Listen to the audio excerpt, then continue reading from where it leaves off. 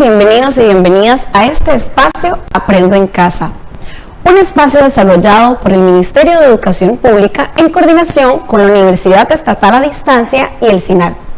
Soy Montserrat Párez, asesora nacional de educación musical, y para mí es un gusto poder compartir con cada uno y cada una de ustedes.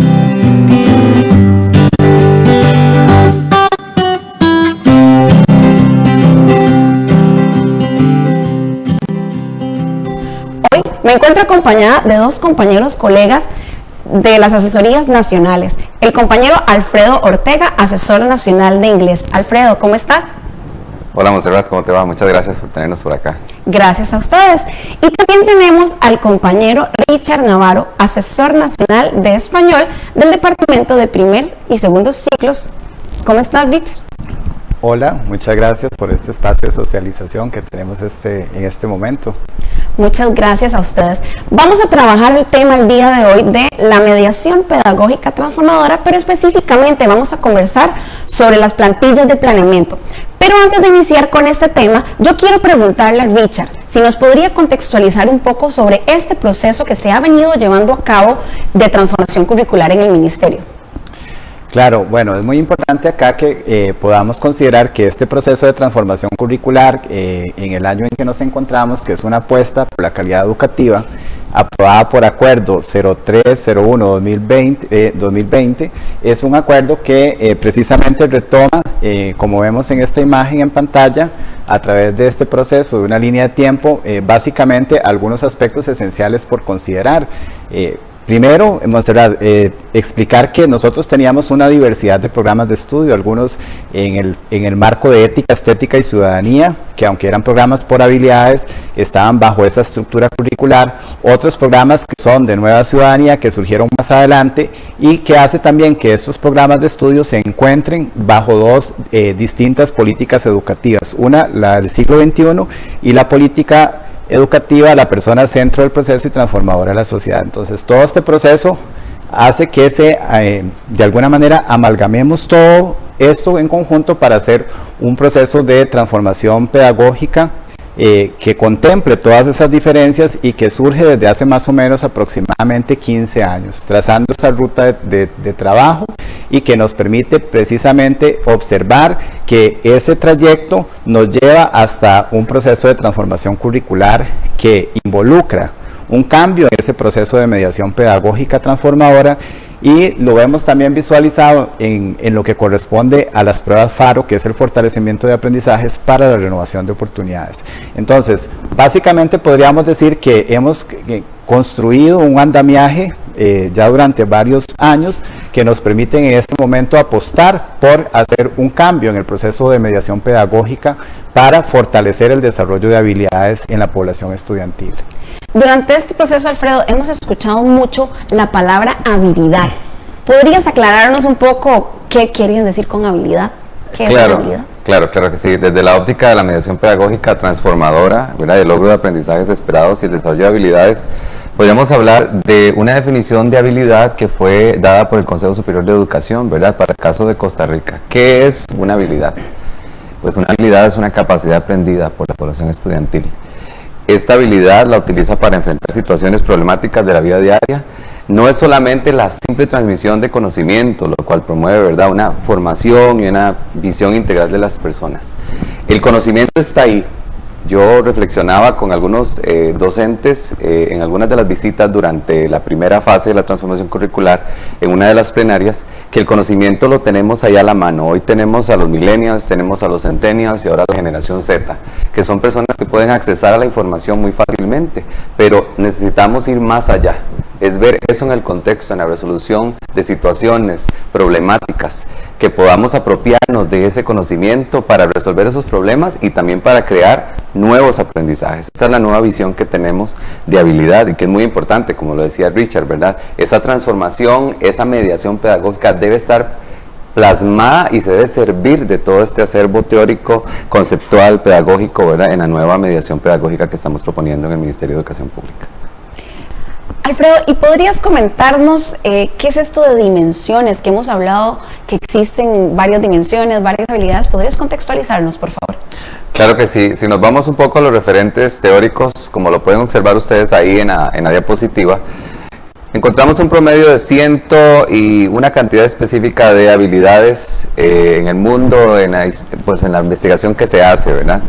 Para nosotros, para el caso del contexto costarricense, el Consejo Superior de Educación ha definido 13 importantes habilidades distribuidas en 4 importantes dimensiones. Una de ellas es las maneras de pensar, que sería la dimensión 1, que se enfoca en la persona estudiante como el centro del proceso, como bien lo decía el compañero Richard.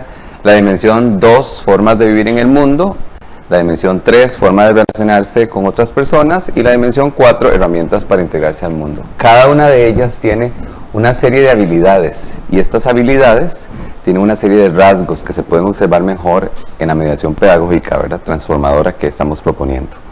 Estas dimensiones y habilidades se van a ver con un valor porcentual mayor o menor dependiendo del saber disciplinar que tenga la asignatura.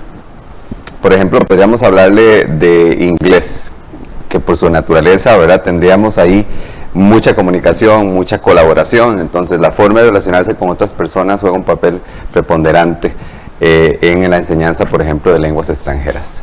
Si nos vamos de vuelta a la dimensión 1, ¿verdad?, las maneras de pensar, tenemos el pensamiento crítico, el pensamiento sistémico, aprender a aprender, la resolución de problemas, la creatividad e innovación. Una vez más, volvemos a la persona estudiante. ¿Qué ocurre en el cerebro? ¿Cuáles son esos procesos que ocurren a nivel cerebral, neurobiológicamente hablando? En materia de neurodesarrollo también podríamos ver estas nuevas tendencias de estudiar un poco más que ocurre en el cerebro. Por eso la dimensión 1 se enfoca en la persona. En la dimensión 2 tenemos formas de vivir en el mundo. Acá tenemos ciudadanía global y local, la responsabilidad personal y social, estilos de vida saludables y vida y carrera. Acá nos enfocamos mucho a cuáles son nuestros deberes, cuáles son nuestros derechos, cómo nos comportamos como ciudadanos globales, cómo nos insertamos y cómo nos vemos como seres humanos en aspectos propios de responsabilidad como personas, y cómo nos comportamos también en la comunidad. También hace un llamado al estilo de vida saludable, a llevar una salud, ¿verdad?, una salud adecuada, a tomar decisiones importantes en la vida, en temas de carrera y otras decisiones que son trascendentales para esta nueva persona, para este nuevo ciudadano, como estamos tratando de educar para esta nueva ciudadanía. En la dimensión 3, como les decía, les hablaba un poco anteriormente con el ejemplo claro para lenguas extranjeras, la forma de relacionarse con otras personas. Y acá también lo comentaba con unos educadores en una de las regiones durante la fase 1, que la colaboración y la comunicación muchas veces se puede ver de manera transversal, ¿verdad?, en el currículo, en los planes de estudio. ¿Por qué? Porque esto es lo que se está tratando de proponer para las aulas, que haya un ordenamiento de clase diferente, donde haya mucha colaboración, mucha comunicación, donde haya trabajo grupal, trabajo en grupo, trabajo en parejas, trabajo en equipo, en donde los muchachos logren, o los estudiantes, o la persona estudiante logre comunicarse, logre relacionarse con otras personas. A final de cuentas, Montserrat, eso es lo que hacemos día a día, ¿verdad? Desarrollamos habilidades de colaboración y comunicación. Y en la cuarta dimensión, herramientas para integrarse al mundo, acá tenemos la apropiación de tecnologías digitales y el manejo de la información. Como les decía anteriormente, estamos frente a un grupo de estudiantes, un estudiantado que maneja las tecnologías de la información y la comunicación al dedillo, pero realmente sabemos apropiarnos y tomar decisiones sobre cómo manejar esa información.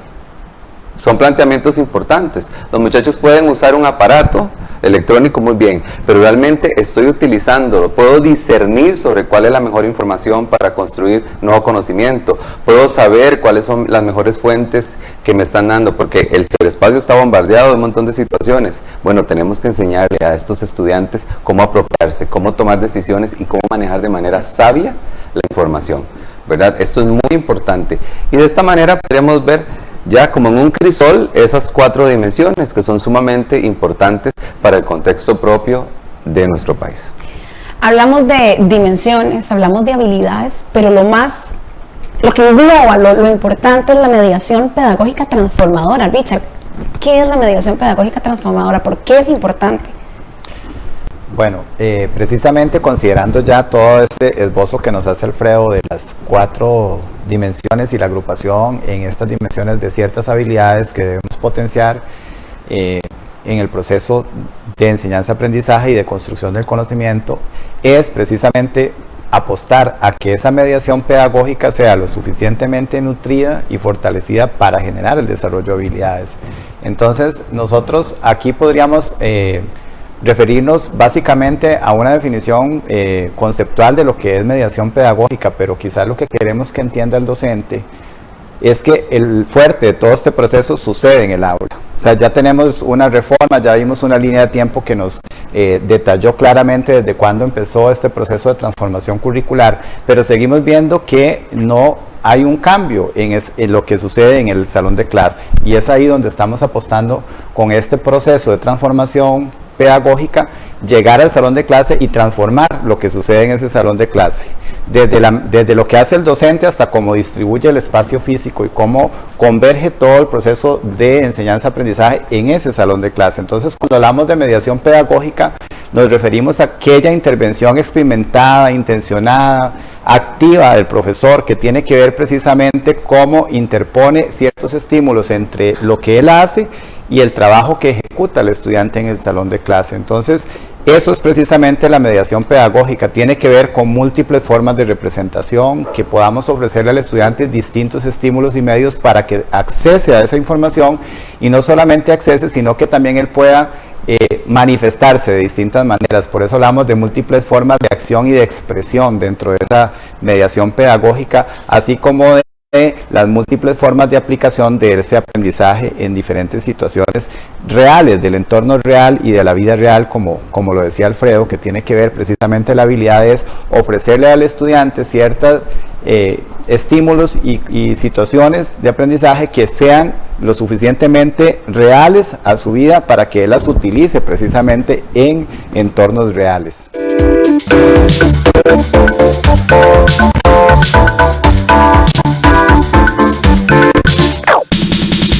Me lavo las manos con agua y jabón, con agua y jabón, con agua y jabón. Porque la limpieza, dice mi mamá, que es una belleza y salud nos da. Por arriba, por abajo y entre los deditos. Me lavo las uñas y las muñequitas. Por arriba, por abajo y entre los deditos. Con agua y jabón, con agua y jabón. Me lavo las manos con agua y jabón.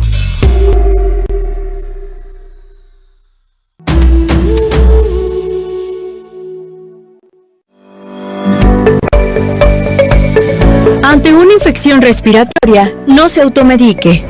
Es importante saber que el COVID-19 no se controla con antibióticos. Estos solo sirven para infecciones bacterianas. El COVID-19 es un virus y el uso de estos medicamentos será inútil. Ante cualquier infección respiratoria, se recomienda consultar al médico y seguir sus indicaciones.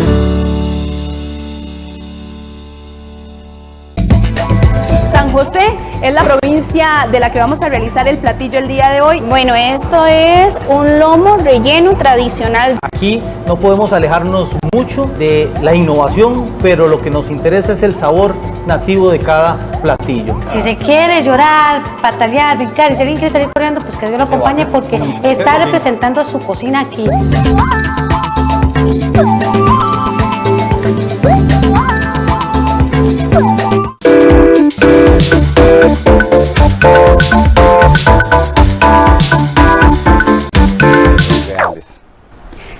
También básicamente podríamos referirnos a esos aspectos. Por eso es que apuntamos a que esta mediación pedagógica tiene que ser muy nutrida, tiene que ser muy variada, tiene que ser una mediación pedagógica que atienda los ritmos y estilos de aprendizaje del estudiante y que por supuesto potencie todas estas habilidades que ya Alfredo claramente nos explicó.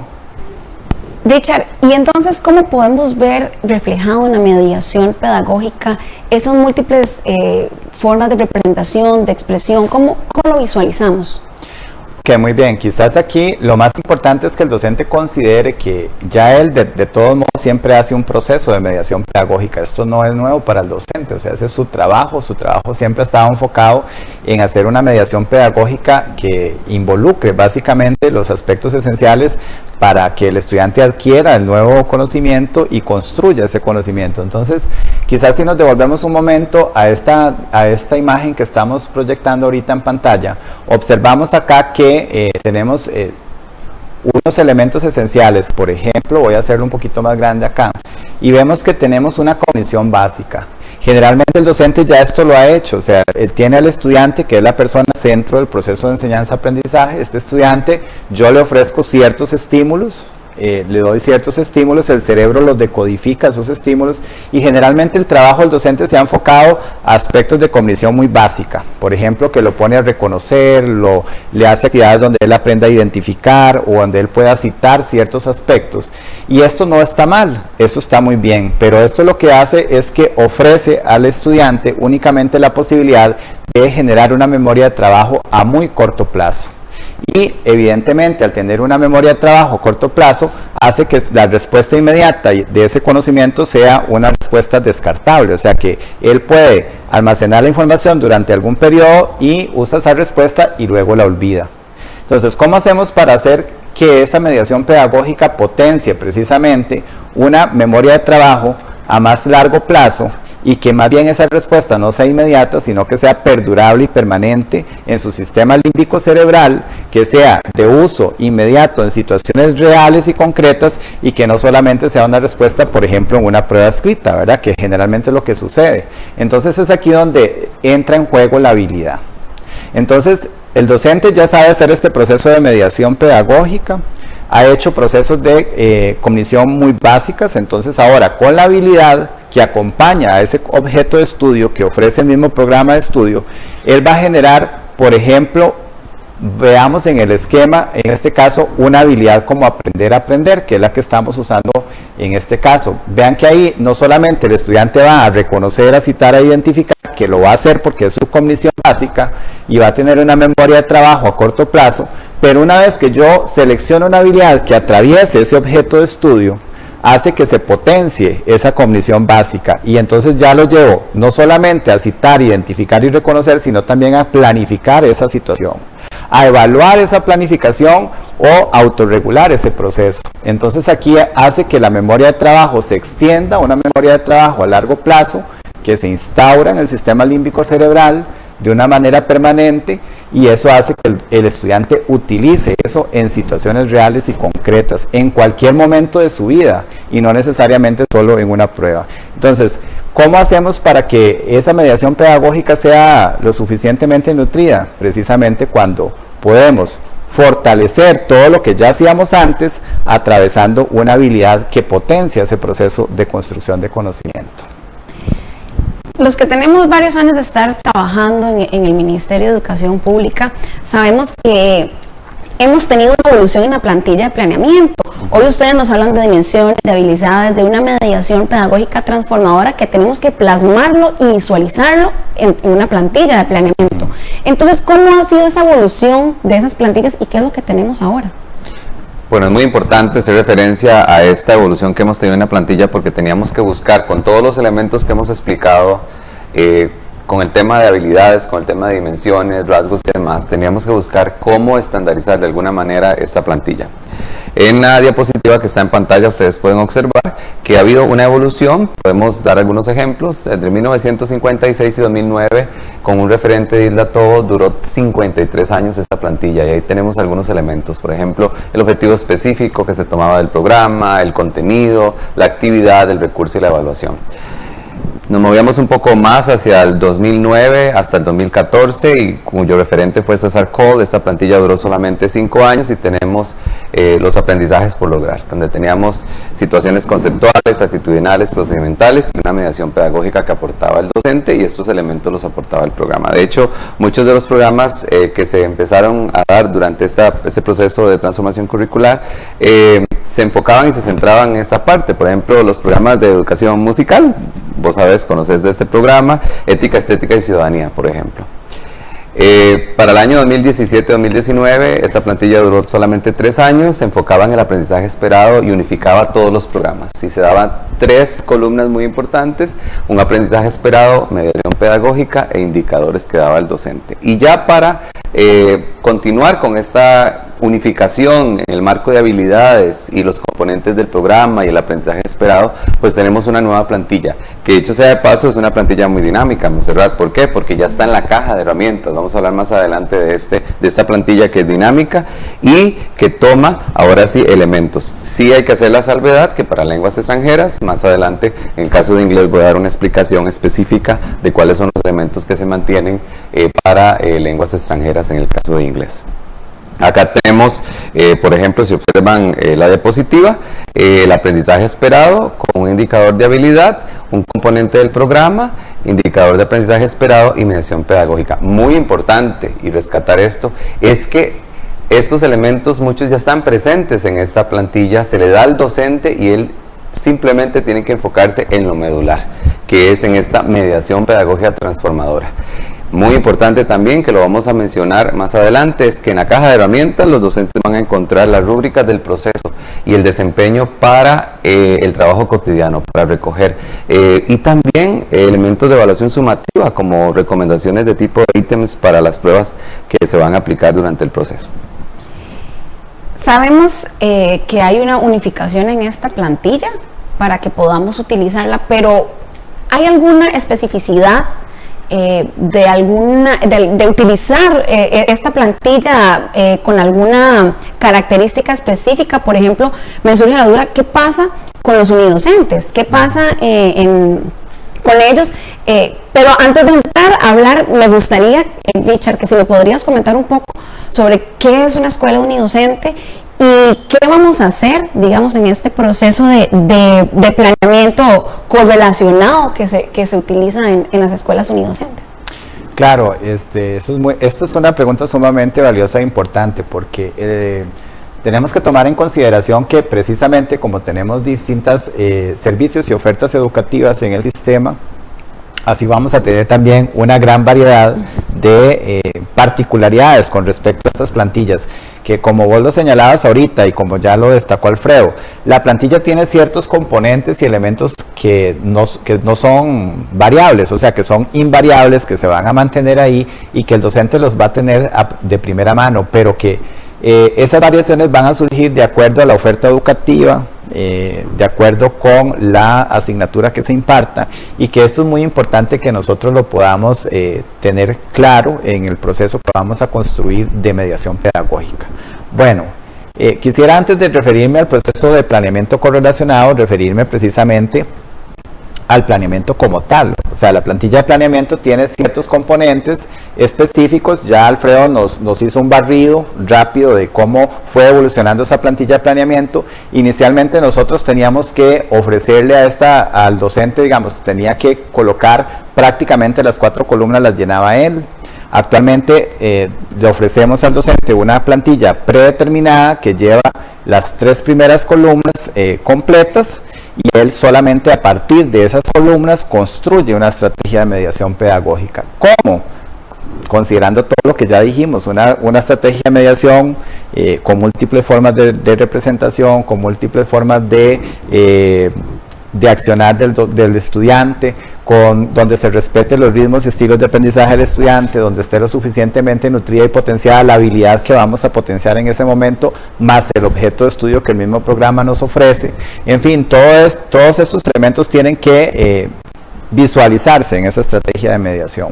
Pero esa estrategia de mediación no solamente es considerando todo eso, sino que también la plantilla ofrece una columna donde viene la habilidad, la definición, ¿verdad?, de esa habilidad, los indicadores que tiene esa habilidad, que en las dimensiones Alfredo hace un rato nos explicaba que cada una de estas habilidades tienen ciertos indicadores, y cada uno de estos indicadores tienen rasgos que nos permiten observar en el proceso de mediación pedagógica ciertas acciones que ejecuta el estudiante para yo tomar decisiones, porque para eso están hechas, para la toma de decisiones en ese proceso de evaluación. Entonces, tercera columna ofrece, por decirlo así, digamos, yo tengo aquí el objeto de estudio del programa, que ya el programa de estudio de un por sí es aprobado por el Consejo Superior de Educación y es el referente importante que yo voy a tener a la mano, que no, estas plantillas no desplazan de ninguna manera el programa de estudio. Tengo aquí el programa de estudio y tengo aquí la habilidad que yo voy a utilizar. Lo que pasa es que aquí yo, por ejemplo, lo que voy a hacer es combinar estos dos elementos, ¿verdad? El objeto de estudio lo atravieso por la habilidad, porque esta habilidad cobra vida cuando yo coloco el objeto de estudio ahí. Y una vez que tengo esta habilidad, yo mezclo estas dos cosas como una maquinita, ¿verdad? Y obtengo ciertos indicadores. Esos indicadores me van a dar las pautas o ruta de trabajo que yo debo seguir en ese proceso de mediación. Esas pautas van a ir de una cognición básica, como lo vimos en el esquema anterior, ¿verdad? Donde van a haber actividades donde cite, reconozca, identifique, por ejemplo, hasta una cognición superior. ¿De dónde tomo esa cognición superior? De la habilidad, porque la habilidad me va a decir si voy a planificar, si voy a autorregular o si voy a evaluar. Por ejemplo, si la habilidad es aprender a aprender. Pero si, por ejemplo, la habilidad es comunicación, entonces si voy a decodificar, si voy a comprender y voy a emitir efectivamente una respuesta. Entonces esa es la cognición superior. Entonces ahí el docente va a considerar estas primeras tres columnas que ofrece la plantilla para construir su estrategia de mediación pedagógica lo suficientemente fortalecida. Quizá para poder ilustrar esta parte de lo que les he conversado, los invito a ver el siguiente video que nos va a ofrecer un panorama más claro de cómo debe construirse este planeamiento en la nueva plantilla. Perfecto, vamos a verlo. Hola, mi nombre es Nelson Campos, asesor nacional en la Dirección de Desarrollo Curricular. En esta ocasión conoceremos la nueva plantilla de planeamiento didáctico, la cual nos brinda mucha información para facilitar nuestra labor docente.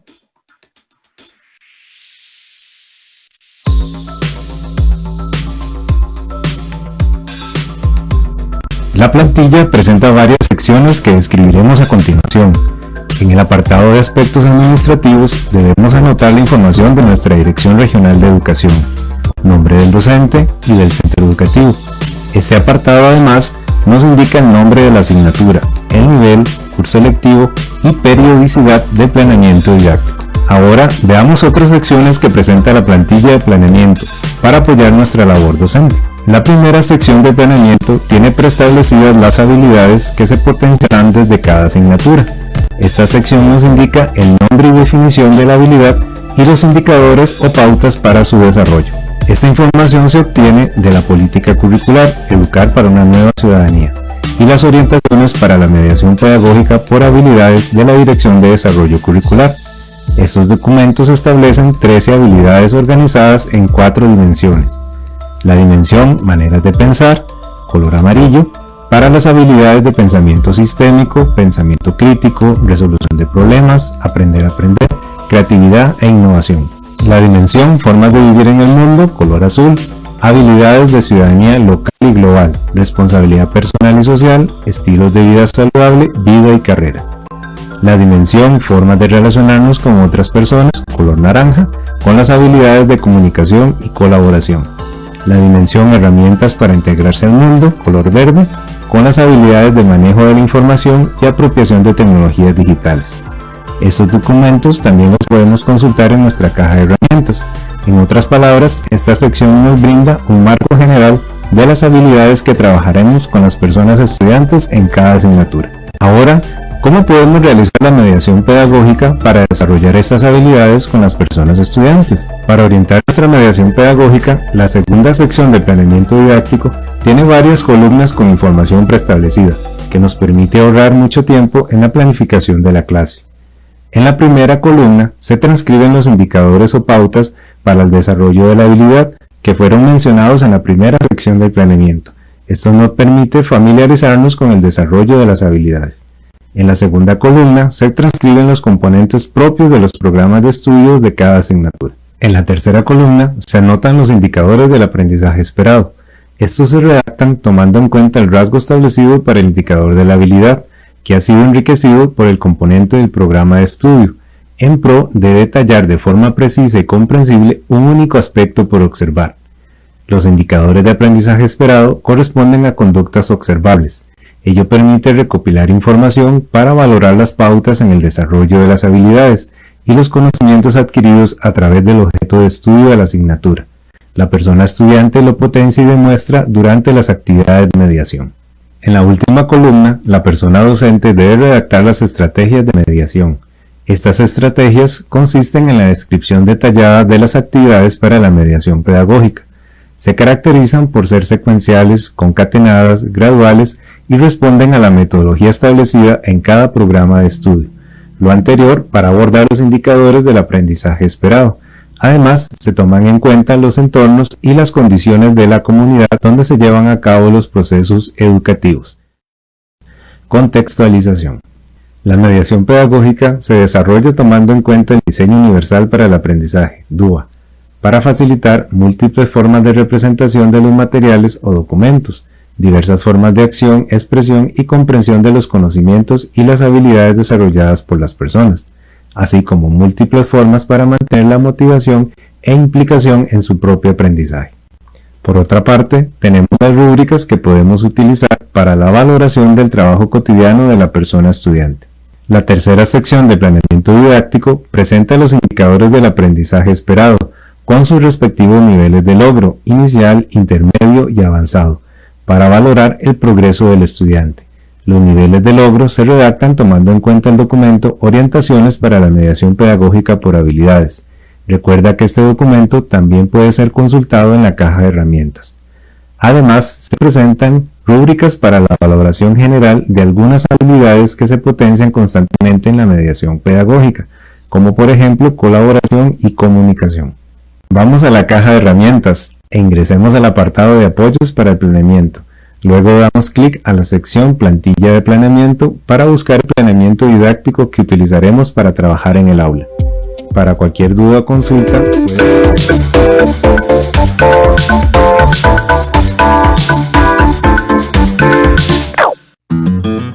¿Cómo se previenen los virus respiratorios? Lavándose las manos constantemente, tapándose la boca con el antebrazo o un pañuelo desechable al toser o estornudar, evitando tocarse la cara, boca o nariz si no se ha lavado las manos, y no asistiendo a eventos masivos. Cuídese, su salud está primero. Un mensaje de CINART, Costa Rica Medios. Soy Joanny Sánchez. Hola, soy Natalia Orozco. Somos Fuerza Latina. Eso, Fuerza Latina. Estaremos recorriendo América Latina en busca de las mujeres que desde sus comunidades, sus pueblos, sus ciudades están inspirando el mundo. Felices, empoderadas, con una motivación, con una esperanza de vida. Esto es increíble. Este es un viaje para conocer sus luchas, sus retos, sus logros. Acompáñanos a encontrarlo. Fuerza Latina, los sábados a las 12:30 de la tarde. Solo en 13, Costa Rica Televisión. ¿Cómo están? Bienvenidos. Yo estoy feliz como todos los días. Me van a amar. Sin secretos con Doris. De lunes a viernes a las 2:30 de la tarde. Solo por 13, Costa Rica Televisión.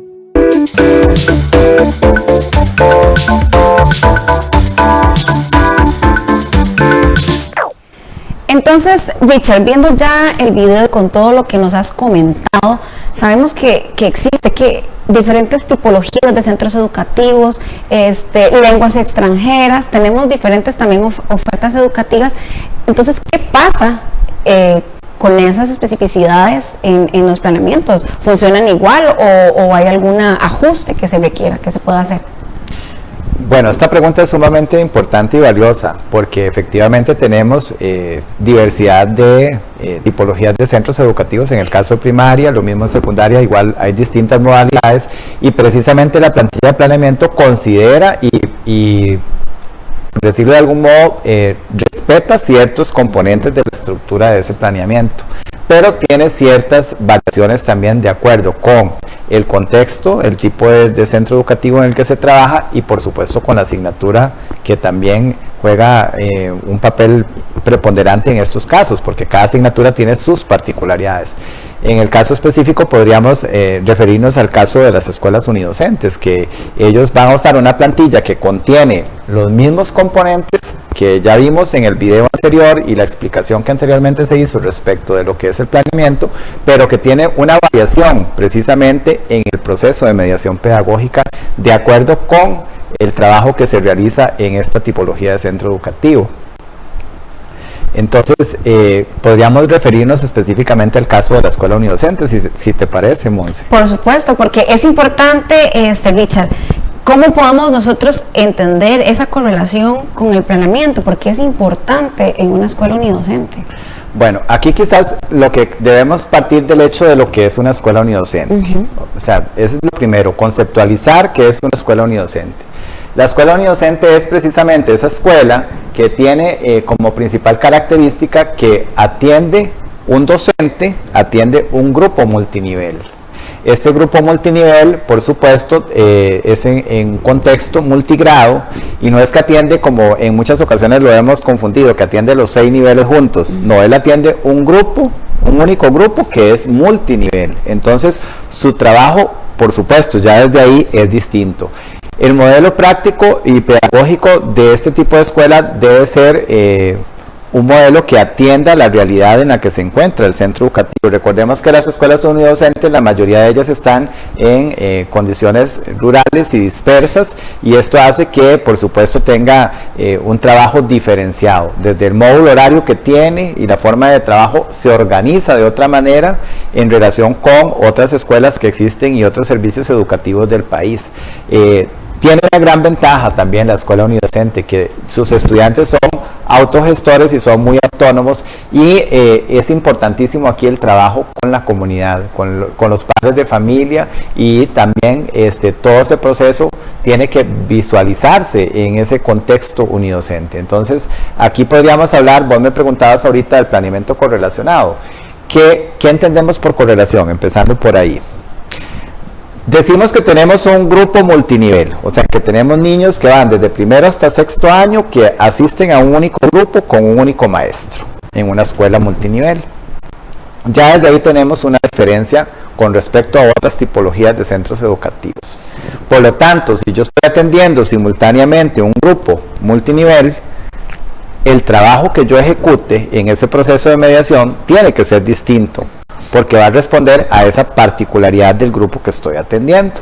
Entonces, yo puedo elaborar un planeamiento correlacionado. Cuando hablamos de correlación, es establecer ciertos nexos o niveles de trabajo que tienen un punto de encuentro o que tienen, por decirlo de algún modo, un tema común con distintos alcances de acuerdo con ese nivel que estoy atendiendo. Entonces, podemos establecer esos nexos importantes para generar un mejor desempeño del trabajo de mediación pedagógica, y a su vez podemos integrar ciertas temáticas que se trabajan a lo largo de todo ese proceso con el grupo y que yo puedo simplemente profundizar en mayor o menor medida ese tema de acuerdo con el nivel en el que se ubica el estudiante, ¿verdad? Entonces ya desde ahí partimos a lo que es la correlación, como generar precisamente un espacio donde yo tenga esos nexos correlacionables entre distintos niveles para ofrecer una mediación pedagógica que responda a esa particularidad del centro educativo. ¿Y qué necesito entonces yo como docente para realizar ese planeamiento correlacionado? ¿Qué componentes deben de incluirse? Excelente pregunta, Montserrat, porque nosotros ya tenemos todo un andamiaje teórico para poder ofrecer este trabajo al maestro unidocente. Entonces, bueno, vamos a requerir, al igual que en las otras maneras de planeamiento que ya hemos visto hasta ahorita, la fundamentación pedagógica de la transformación curricular, que es el documento que quizás podemos ver ahorita en pantalla, ¿verdad? Rápidamente, ahí vamos a observar esta fundamentación pedagógica de transformación curricular.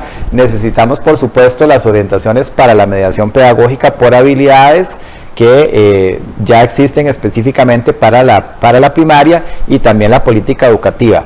Pero algo más importante que todo esto, o sea, que se despliega precisamente de todos estos documentos y que es el referente por excelencia para que el maestro unidocente pueda ejecutar su práctica correlacionada, sea, que pueda usar distintos temas y llevarlo a distintos niveles y alcances y potenciar habilidades a su vez en este proceso de mediación, es un cartel de alcance y secuencia. Y este cartel de alcance y secuencia fue diseñado por los asesores nacionales de cada una de las asignaturas, desde español, matemáticas, ciencias, estudios sociales, todas las asignaturas del plan de estudios básico de primaria. Y este cartel lo que le permite al docente y al estudiante es precisamente definir cuáles son las áreas temáticas en las que es posible correlacionar. O sea, yo voy a partir de un tema que voy a observar que está presente desde el primer año hasta el sexto año, a veces por nivel o en el primer ciclo y en el segundo ciclo, y voy a hacer posible aquí que para ese tema que se repite desde primero hasta sexto y que está presente en el programa de estudio, vincularlo con una habilidad. Y entonces, ¿qué va a pasar? Lo mismo que dijimos hace un rato, voy a tomar el objeto de estudio de acá, lo mezclo con la habilidad y voy a encontrar ciertos indicadores que me van a dar la ruta de trabajo, y cada uno de esos indicadores va a ofrecer distintos rasgos que me permiten observar en el proceso de mediación cuál es el nivel de desempeño que tiene ese estudiante. Entonces, el cartel de alcance y secuencia ya existe y es el referente más importante para que yo pueda organizar mi práctica correlacionada. ¿Para quién sirve este cartel? Únicamente para la escuela unidocente, porque es específico de esa tipología de centro educativo. Entonces, quizás aquí podríamos decir que esos son los documentos por referencia esenciales que vamos a tener para desarrollar ese proceso de mediación pedagógica correlacionada. ¿Y cuáles son esos componentes que debemos incluir en esa plantilla de planeamiento? Ok, muy bien. Entonces, como lo dijimos anteriormente, la plantilla va a ser prácticamente la misma que la escuela regular, o sea, vamos a encontrar los mismos componentes, los aspectos administrativos. Por ejemplo, aquí en pantalla podemos observar ahorita algunos aspectos administrativos que están presentes, igual que en la plantilla de planeamiento regular de la escuela regular, que no es unidocente. Vamos a tener también una sección 1 que se define como habilidades en el marco de la política curricular. En esta sección 1, que también está presente en el planeamiento regular, vamos a encontrar obviamente la habilidad, su definición y los indicadores que corresponden a esa habilidad o pautas para el desarrollo de esa habilidad. Y en el caso específico de la escuela unidocente, encontramos en este apartado la correlación por contenido curricular procedimental, que era lo que te decía. ¿De dónde sale? Del cartel de alcance y secuencia. Aquí vamos a encontrar en esta primera parte la correlación que corresponde, porque vamos a encontrar ahí cuál es el tema correlacionable de primero a sexto año con los distintos niveles de alcance que presenta. Por eso hablamos de un cartel de alcance y secuencia. El alcance es el grado de profundidad que le voy a dar a ese contenido. Por ejemplo, voy a poner un caso muy concreto. No sé, estamos trabajando el uso de la mayúscula, por poner un caso. Entonces, los niños de primero van a tener que usar la mayúscula, no sé, al inicio de una oración únicamente. Pero los de segundo van a tener que usar la mayúscula al inicio de la oración y después de un punto y seguido, o en sustantivos propios. Y los de tercero lo van a usar en todos esos casos que ya dije, pero además en títulos de libro. Y así vamos a ir aumentando el nivel. ¿Por qué? Porque el tema es el mismo. Vamos a trabajar uso de la mayúscula. Lo que va a cambiar es el nivel de alcance que voy a dar a ese tema de acuerdo con el grupo que estoy atendiendo, que es multinivel. Esa es la diferencia quizás más de peso radical que podemos encontrar en el planeamiento correlacionado. Entonces, ¿qué más vamos a encontrar en esa plantilla de planeamiento? Vamos a encontrar, obviamente, los aprendizajes esperados con cada uno de los indicadores de aprendizaje esperados, así como las estrategias de mediación. Y vemos que en el caso específico de la escuela unidocente, nosotros definimos en el plano nacional que esta correlación la íbamos a hacer por ciclo, porque eso permite, de algún modo, ya vimos que muchas de estas habilidades que vimos en cada una de las dimensiones tienen 3 pautas o indicadores para su desarrollo, y cada una de ellas tiene rasgos, y cada uno de esos rasgos tienen niveles de desempeño. Y esos niveles de desempeño van de inicial, intermedio hasta el avanzado. Entonces, ¿qué mejor manera de hacer una correlación por ciclo que permita visualizar ese proceso específicamente de niveles de desempeño inicial, intermedio, avanzado, si no es por ciclo. Yo puedo definir ahí cuál es el nivel de alcance que tiene un ciclo o el otro, de acuerdo con la habilidad que estoy potenciando y de acuerdo con el objeto de estudio, en este caso del cartel de alcance y secuencia que estoy empleando o la temática que estoy empleando. Entonces, la plantilla tiene los mismos componentes. Vamos a encontrar el aprendizaje esperado, que va a estar compuesto del indicador de desarrollo de la habilidad más el componente del objeto de estudio, que fue lo que expliqué hace un rato. Juntamos esas dos cosas, vamos a encontrar un indicador de aprendizaje esperado que resulta de la combinación de estos dos, y además vamos a encontrar una columna que trae la estrategia de mediación. ¿Cuál es la diferencia con respecto a lo que hace el docente regular? Que esta estrategia de mediación va a ser correlacionada. ¿Qué quiere decir que va a ser correlacionado? Que va a atender muchísimas actividades que van desde los chicos que están en el primer año hasta el tercer año, por ejemplo, si lo hago en el primer ciclo, o desde primero hasta sexto, en los casos que sea posible hacer esa correlación en todos los niveles. Entonces ahí es donde tiene la mayor diferencia con respecto a la plantilla regular, que es en la columna de estrategia de mediación, donde yo tengo que hacer visible todo ese proceso para un grupo multinivel que estoy atendiendo. ¿Y qué pasa en ese caso donde no se pueda correlacionar? En los casos que no es posible correlacionar, que eso es una muy buena pregunta, porque nos va a suceder que en algunos casos no tenemos la posibilidad de hacer una correlación, porque no hay un tema o un eje que sea como el mismo en todos los niveles. En esos casos vamos a tener que recurrir a una plantilla específica. Entonces, ¿cómo sé yo cuando recurro a esa plantilla específica?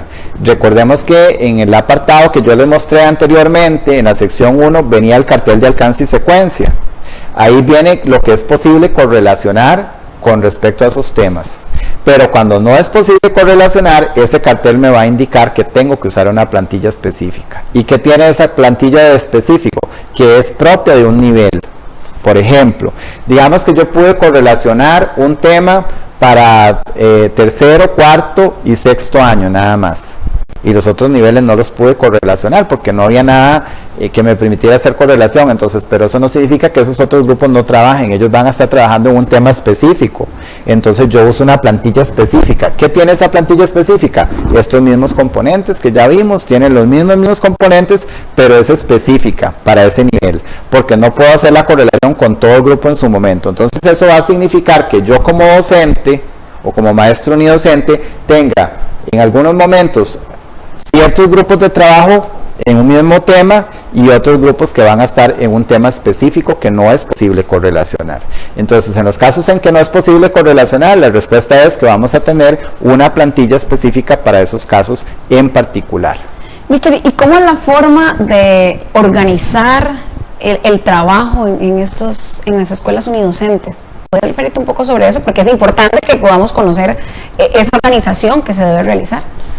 Por supuesto, la escuela unidocente es un mundo completamente distinto a las otras escuelas y precisamente los maestros unidocentes tienen una particularidad hasta desde su módulo horario. Ellos organizan su práctica de distinta manera. Por ejemplo, vamos a encontrar que tenemos ahí algunos aspectos esenciales en ese módulo horario que tienen que ver con organizar su proceso de mediación pedagógica desde ciertas acciones distintas al trabajo que se hace en otras escuelas que no son unidocentes. Por ejemplo, vamos a encontrar un espacio de 20 minutos en esa jornada de trabajo que se llama el Círculo de la Armonía. Este Círculo de la Armonía generalmente lo vamos a aprovechar para potenciar habilidades como la colaboración y la comunicación. Son 20 minutos donde el estudiante va a poder potenciar tres aspectos esenciales, que son la activación, la armonización y la relajación. Recordemos que hay estudiantes que vienen de lugares muy lejanos hasta el centro educativo unidocente, caminan algunos hasta horas para poder llegar ahí, y es importante entonces hacer en la mañana estos 20 minutos para que ellos lleguen más relajados, hacer algunas actividades donde yo pueda estimular la colaboración y la comunicación a través de un juego, no sé, usamos una canción, usamos otras actividades ahí que son de carácter más armonizador, que le permite al estudiante adentrarse a un nuevo ambiente de trabajo escolar durante ese día. Esa es quizás una de las cosas más importantes aquí. O sea, cómo organiza su trabajo de acuerdo con su módulo horario. Entonces, primero hacemos un círculo de la armonía de 20 minutos con todos los chiquitos y luego después de eso pasamos a la asignatura que corresponde durante el día. Digamos, hacemos los 20 minutos del círculo de la armonía, luego pasamos, no sé, sigue español y damos las 2 lecciones de español. Al grupo completo, no los voy a segmentar, por ejemplo, que los de primero en esto, segundo, salvo en los casos que no sea posible establecer el nexo de correlación que ya dijimos. Después de esto, él va a hacer su jornada de trabajo como corresponde con la parte académica, va a trabajar español, matemáticas, ciencias o lo que indique el horario, y luego al finalizar toda esta jornada va a tener otro espacio del círculo de creativo, que este círculo creativo lo que hace es que le permite a estos niños precisamente potenciar habilidades en otras áreas.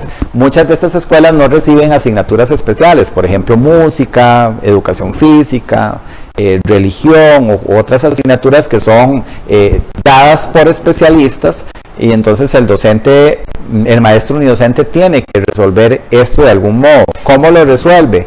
Con las actividades de círculo creativo, que en este caso lo que le permite a él es generar ciertos espacios donde se potencian habilidades, por ejemplo, no sé, podemos aprovechar este espacio para generar habilidades en el campo artístico, no sé, podemos montar una obra de teatro, podríamos trabajar, si el docente o unidocente saben tocar algún instrumento musical, entonces aprovecha este espacio para enseñarle a los chicos a usar un instrumento musical, o por ejemplo tenemos que trabajar, tenemos la semana del cooperativismo, no sé, estoy inventando, entonces aprovechamos ese espacio para construir un mural en conjunto y hacer parte de actividades manuales donde se estimule también el gusto por estas otras áreas, o en las artes plásticas, o que queremos participar del Festival Estudiantil de las Artes, entonces tomamos este espacio del círculo creativo para ensayar la obra de teatro que queremos llevar, o el baile que vamos a presentar, o tenemos,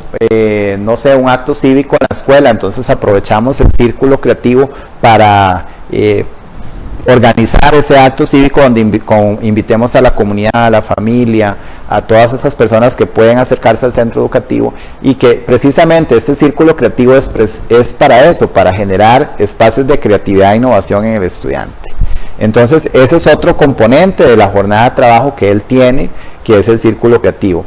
Cuando en la escuela llega un docente especialista, que en algunos casos sucede, este círculo creativo se extiende hasta por 3 lecciones, de manera que entonces si llega el maestro de música, el maestro de música va a trabajar las 2 lecciones correspondientes por cada ciclo, ¿verdad? De acuerdo a cómo se organice la jornada horaria, que eso ya está definido de qué modo se organiza. Entonces estos chicos les permite hacer una ampliación del círculo creativo, y al final de todo este proceso del día tenemos otro espacio que es el círculo de cierre pedagógico, perdón, no se llama círculo, se llama espacio de cierre pedagógico. En el cierre pedagógico son otros 20 minutos al final del día, donde yo reúno otra vez a todos los chicos y hago ciertas actividades donde más bien van enfocadas a esta parte donde ellos van a decir qué aprendí hoy, qué fue lo que más me gustó de lo que hice hoy en la clase y en el transcurso del día. Bueno, o yo hoy voy a llegar a la casa y qué le voy a contar a mis papás que aprendí. ¿Qué es lo más importante que viví en este proceso de construcción del conocimiento que tuvimos hoy? Porque puede ser que aprendí más, por ejemplo, de matemática, más de ciencia. Me gustó más lo que hicimos en el círculo creativo que lo que hicimos en el círculo de la armonía. Es un espacio de reflexión y de cierre pedagógico que se realiza cada día, también con 20 minutos. Y ahí finalizaría su trabajo de ese día. Quería referirme aquí también a algo importante, que es la figura del estudiante líder, que en algunos casos va a estar presente. Nosotros siempre vamos a tener estudiantes líderes en todas las escuelas, no solo en la escuela unidocente, pero la escuela unidocente tiene la particularidad de que esos estudiantes son muy autónomos. Entonces ellos ya están acostumbrados como a trabajar solos, a veces no esperan que el docente llegue y les diga vamos a hacer esta actividad, vamos a hacer este trabajo, sino que ellos mismos ya saben quedamos aquí, tenemos que seguir haciendo esto que ayer no terminamos, o sea, son muy autónomos. Entonces es muy importante que el docente, unidocente, genere ese espacio de fortalecimiento del estudiante líder y que vaya rotando ese trabajo del estudiante líder en el proceso de mediación pedagógica, que esto no lo tiene mucho las otras escuelas o las otras tipologías por la naturaleza de la escuela como tal. Entonces, por ejemplo, el estudiante líder, en los casos que no es posible correlacionar, que vos me preguntabas ahorita, puede ser que yo tenga una plantilla específica para los chicos de primero.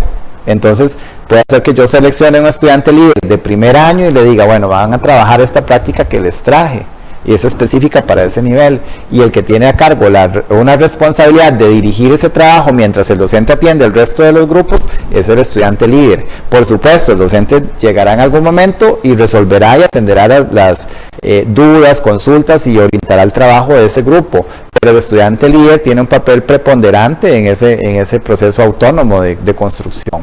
Entonces, quería como referirme a esto porque es muy valioso que recordemos que la escuela unidocente definitivamente tiene ciertas particularidades y características que hacen que sea distinta de los otros centros educativos que hay en el país. Y podemos ver reflejado esas particularidades y todo lo que nos estabas conversando en la caja de herramientas. La escuela unidocente tiene un espacio ahí en la caja de herramientas. Por supuesto que sí, claro.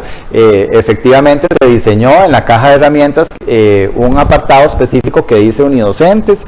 El maestro unidocente va a acceder a este espacio específicamente y va a encontrar precisamente esas plantillas ya correlacionadas. ¿Qué va a hacer él? Descargar las plantillas que son correlacionadas durante todo el año escolar, y también va a encontrar, Montserrat, las plantillas que no son posibles correlacionar, porque el cartel te va a decir cuándo se puede correlacionar y los momentos en que no, va a venir con negrita cuál plantilla tiene que usar, y esas plantillas no correlacionables van a estar en una carpeta que dice plantillas no correlacionadas. Entonces él va a tener a disposición en la caja de herramientas un apartado que dice unidocentes y va a encontrar las plantillas correlacionadas, las plantillas no correlacionables, y va a encontrar también los insumos del círculo de la armonía y del círculo creativo y de cierre pedagógico, y ejemplos de estos casos también para que ellos puedan organizar su práctica y su mediación pedagógica de la mano con sus variantes en este caso en lo que corresponde a la escuela unidocente.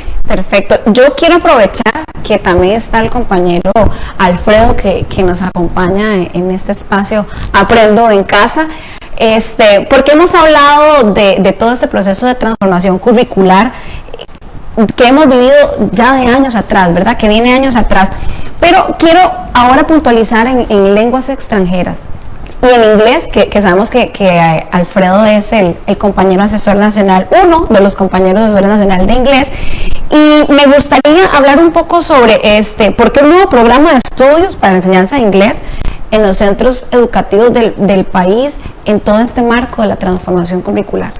Bueno, contarles un poco a ustedes y a los compañeros docentes que ya estamos en este proceso desde hace 4 años. La reforma inició hace 4 años, creo que llevamos vanguardia en el tema del desarrollo de la competencia comunicativa, y por supuesto se enmarca en nuestra política educativa, educar para una nueva ciudadanía, y por supuesto en la transformación curricular.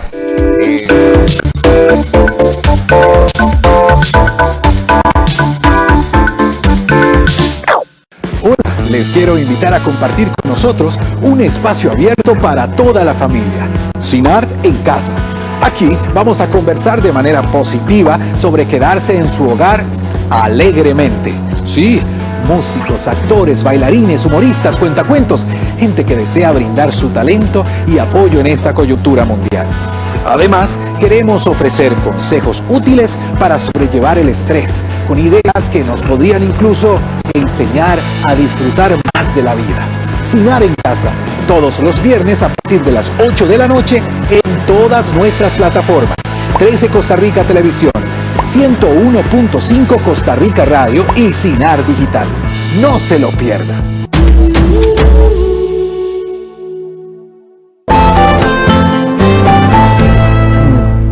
Soñé que armaba un fusil y que estaba joven otra vez. Ella Es una actriz que se hizo famosa en las telenovelas más exitosas, pero talló su nombre en la historia colombiana por su lucha cultural y social. No te quedes en las nubes.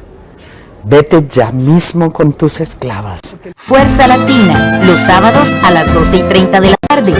Solo en 13, Costa Rica Televisión. Hola, soy la pájara pinta. Es tarea de grandes y chicos poner en raya al coronavirus.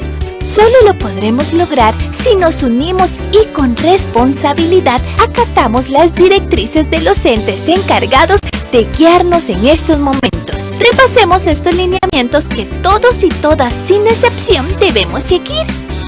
Permanecer en casa.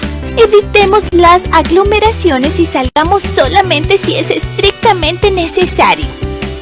Solo por un tiempo, evitemos el contacto físico con las personas que están a nuestro alrededor. Estemos desinfectando todas las superficies de nuestras casas o lugares de trabajo. Debemos cumplir con el protocolo de estornudo y tos. Son muy fáciles, pero vitales. Si estornudo, me tapo con el antebrazo. Y si vamos a toser, lo hacemos en el antebrazo también.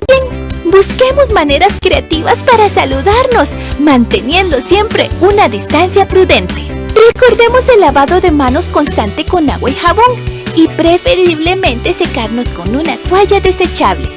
No llevemos las manos a la boca, nariz ni ojos. Grandes y chicos, practiquemos más que nunca la solidaridad, la empatía y el amor. Seamos la esperanza para los grupos más vulnerables, protegiéndonos unos a otros con compromiso y responsabilidad. Lavo mis manitas. Lavo y una y otra vez.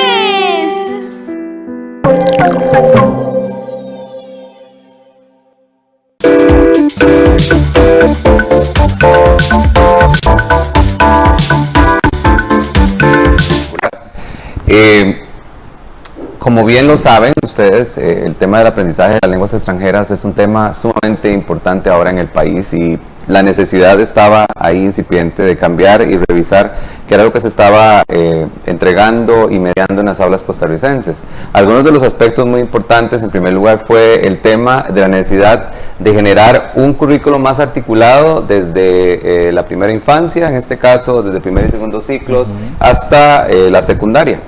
Otra cosa, no teníamos un perfil de salida claro para Costa Rica con respecto a los niveles de dominio lingüístico de los estudiantes, algo muy importante hoy en lenguas extranjeras.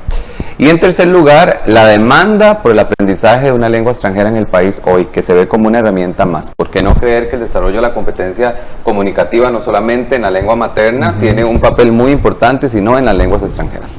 En el caso particular voy a referirme a inglés, pero esto es un trabajo que se ha hecho de manera articulada con las asesorías nacionales de primaria, de secundaria, de inglés, de francés e italiano. Pues yo voy a hablarles un poco a mis docentes acerca de las dimensiones de educar para una nueva ciudadanía, cómo visualizamos eso, y creo que ellos lo conocen. En un apartado del marco teórico encontramos esta imagen que pueden ver en pantalla, que está por ahí, y ahí tenemos ways of thinking, ways of living in the world, ways of relating with others, and tools for integrating with the world. Those would be the equivalents in English, and I'm going to switch to English because I need to talk to my teachers. Okay, and of course we have three more pillars. That is a global citizenship with local belonging, education for sustainable development, and digital citizenship. So I'm going to switch to Spanish again. Voy a cambiar a español otra vez por respecto a la audiencia. Pero sí es bueno saber que esto se encuentra ahí. ¿Y cómo ligamos eso? ¿Cómo lo vemos en el currículo? Recordar que nosotros tenemos un referente lengua muy importante, que es el marco común europeo de las lenguas extranjeras, en este caso el referente de lengua, pero también tenemos el referente de la política educativa, el referente de la política curricular, y ahí es donde se ve quiénes son esos estudiantes, cuál es el enfoque que nosotros tenemos. Tenemos el enfoque accional, basado en acción, en tareas comunicativas, tareas de lengua, como conversábamos otro día, ¿verdad, Richard y yo? Claro. Y Evelyn, recordamos que hablamos de en el acto comunicativo los estudiantes resuelven tareas, y esas tareas enmarcadas en escenarios de la vida real, para resolver situaciones de la vida real, como lo dicen bien claramente, ¿verdad? El tema del desarrollo de habilidades, ¿verdad? Y competencias comunicativas. Estos aprendientes, esta persona estudiante, si pueden observar ustedes, la pantalla, tenemos a los estudiantes concebidos como agentes activos de cambio. ¿Y qué hacen ellos? Si tuviéramos que verlo a través del espejo o a través de la lupa de las dimensiones, en esas maneras de pensar.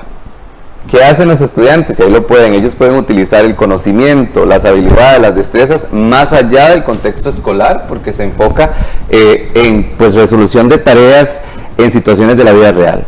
Pueden expresar sus propios puntos de vista, pueden reflejar y usar procesos de pensamiento crítico. Ahí tenemos no solamente la memoria, que estaba, como bien lo decías, en la cognición básica, ¿verdad?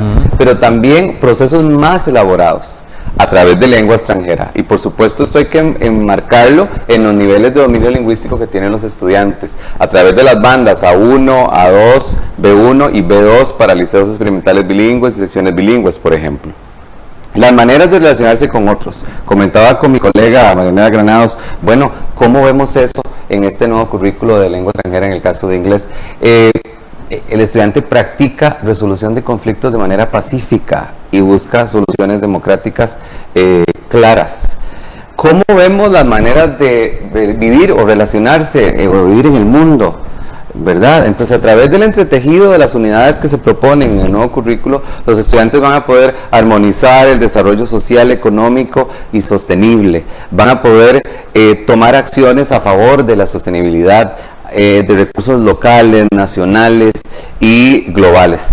También este nuevo estudiante, este nuevo ciudadano, es capaz de ser más consciente de que nosotros tenemos fronteras aquí a nivel país, pero también nos podemos ir más allá, que estas fronteras ya se han eliminado y yo puedo tener más sensibilidad y ser más compasivo con respecto a los ciudadanos nacionales, pero también a los ciudadanos globales, a través del uso de lengua. Practicar principios democráticos tales como la libertad de expresión y de credo, la responsabilidad y el respeto por pluralidad y la diversidad cultural, sexual, lingüística y étnica en el país, ¿verdad? Como se establece en la Constitución Política del país. Defender y proteger los recursos humanos y estar en contra de cualquier forma de discriminación. Y por supuesto la cuarta dimensión, que es la manera de integrarse al mundo a través de la utilización en esa mediación, apropiarse de las tecnologías de la información y de la comunicación para accesar el conocimiento y, ¿verdad?, lograr incorporar la innovación, el servicio social proactivo, por ejemplo, a través del mini proyecto que hacemos al final de cada una de las unidades. Eso se ve en el entretejido. Así tenemos el desarrollo de la competencia comunicativa con las competencias de, por ejemplo, oral, producción escrita, y también tenemos un proceso muy claro, ¿verdad?, de mediación pedagógica andamiada, que lleva propiamente cuáles son esos pasos propios para el desarrollo de las competencias, en este caso orales o productivas, ¿verdad? Estuvimos hablando sobre mediación pedagógica transformadora, entonces me surge la duda de cómo nosotros, cómo se concibe esa mediación pedagógica en los nuevos programas de estudio para la enseñanza del inglés. Si ustedes observan la pantalla, van a poder observar cuál es el modelo pedagógico que se concibió. Tenemos un enfoque accional, que es el Action Oriented Approach, que se basa en que visualiza al estudiante como este agente social de cambio que completa tareas de lengua para resolución de situaciones en diferentes dominios o escenarios que están propiamente en las unidades de cada una de los currículos que hemos establecido, ¿verdad? Y por supuesto los saberes, ¿verdad? El saber ser, el saber hacer, el saber ser y vivir en comunidad, y el conocimiento, que es el saber como tal, lo ponemos ahí, pero lo usamos para algo, ¿verdad?, en un contexto sociolingüístico específico. Entonces son tareas de lengua que se ven mediadas a través de tecnologías de la información y la comunicación. Y también algo muy importante, la evaluación, que vamos a hablar un poco más adelante sobre el trabajo cotidiano. ¿Cómo se visualiza esa evaluación? Es en el desempeño, en el logro del estudiante. ¿Para qué? Para que poniendo todo esto junto, vamos a lograr un desarrollo integral de la persona estudiante y una competencia comunicativa que entreteje estos saberes, ¿verdad? Los saberes que realmente componen la competencia comunicativa, como lo dije, el saber hacer, el saber ser y vivir en comunidad. Porque realmente eso es lo que hacemos nosotros con la lengua, Richard. Usted es profesor de lengua materna. ¿Qué hacemos nosotros con la lengua? Son actos comunicativos. Por supuesto. Producción oral, producción escrita. Y realmente son actos en contextos distintos, en dominios profesionales, académicos, transaccionales, sociales. Entonces realmente eso es lo que hacemos con la lengua. Resolvemos tareas en contextos propios de la vida real. Y creo que por ahí pueden observar que ya lo mencioné, ¿verdad? La mediación, ahí lo decía. La comunicación está como la base, los estudiantes o el estudiantado logra tareas propias de comunicación, son agentes sociales de cambio, esto puede ser como un resumen de lo que he dicho, en un entorno específico de lengua para resolver problemas y alcanzar un objetivo. Y vamos a utilizar esos saberes, ¿verdad? Y lo vamos a integrar y lo vamos a contextualizar. Y, muy importante, en el enfoque accional, ¿verdad? O el enfoque orientado a la acción.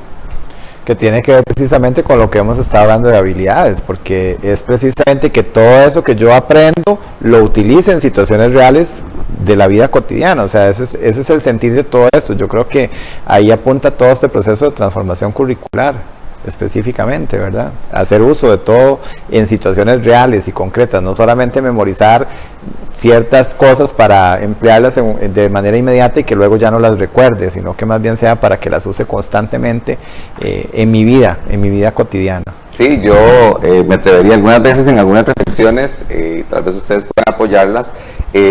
Yo reflexiono que si realmente logramos transformar la mediación pedagógica en nuestros estudiantes, en el estudiantado, y si el docente logra entender este proceso, todos nos vemos beneficiados. Por supuesto. ¿Por qué? Porque el estudiante desarrolla habilidades en diferentes dimensiones y esto va a permitir que los saberes disciplinares propios de la naturaleza, en este caso lengua extranjera, comunicación, se puedan servir de esas otras habilidades que están desarrollando para poder integrarlas en el desarrollo de la competencia comunicativa, por ejemplo, en el caso de lenguas extranjeras. Exacto. Y también entender que esto no es como no es que como que estamos hasta ahorita desarrollando habilidades, o sea, siempre lo hemos hecho, ya habíamos, devolviéndonos a lo que hablamos temprano, o sea, hay una ruta que se hizo ya hace algún tiempo y siempre lo hemos hecho, lo que pasa es que ahora las hacemos más visibles en la plantilla de planeamiento, pero visibles específicamente en esa mediación pedagógica transformadora.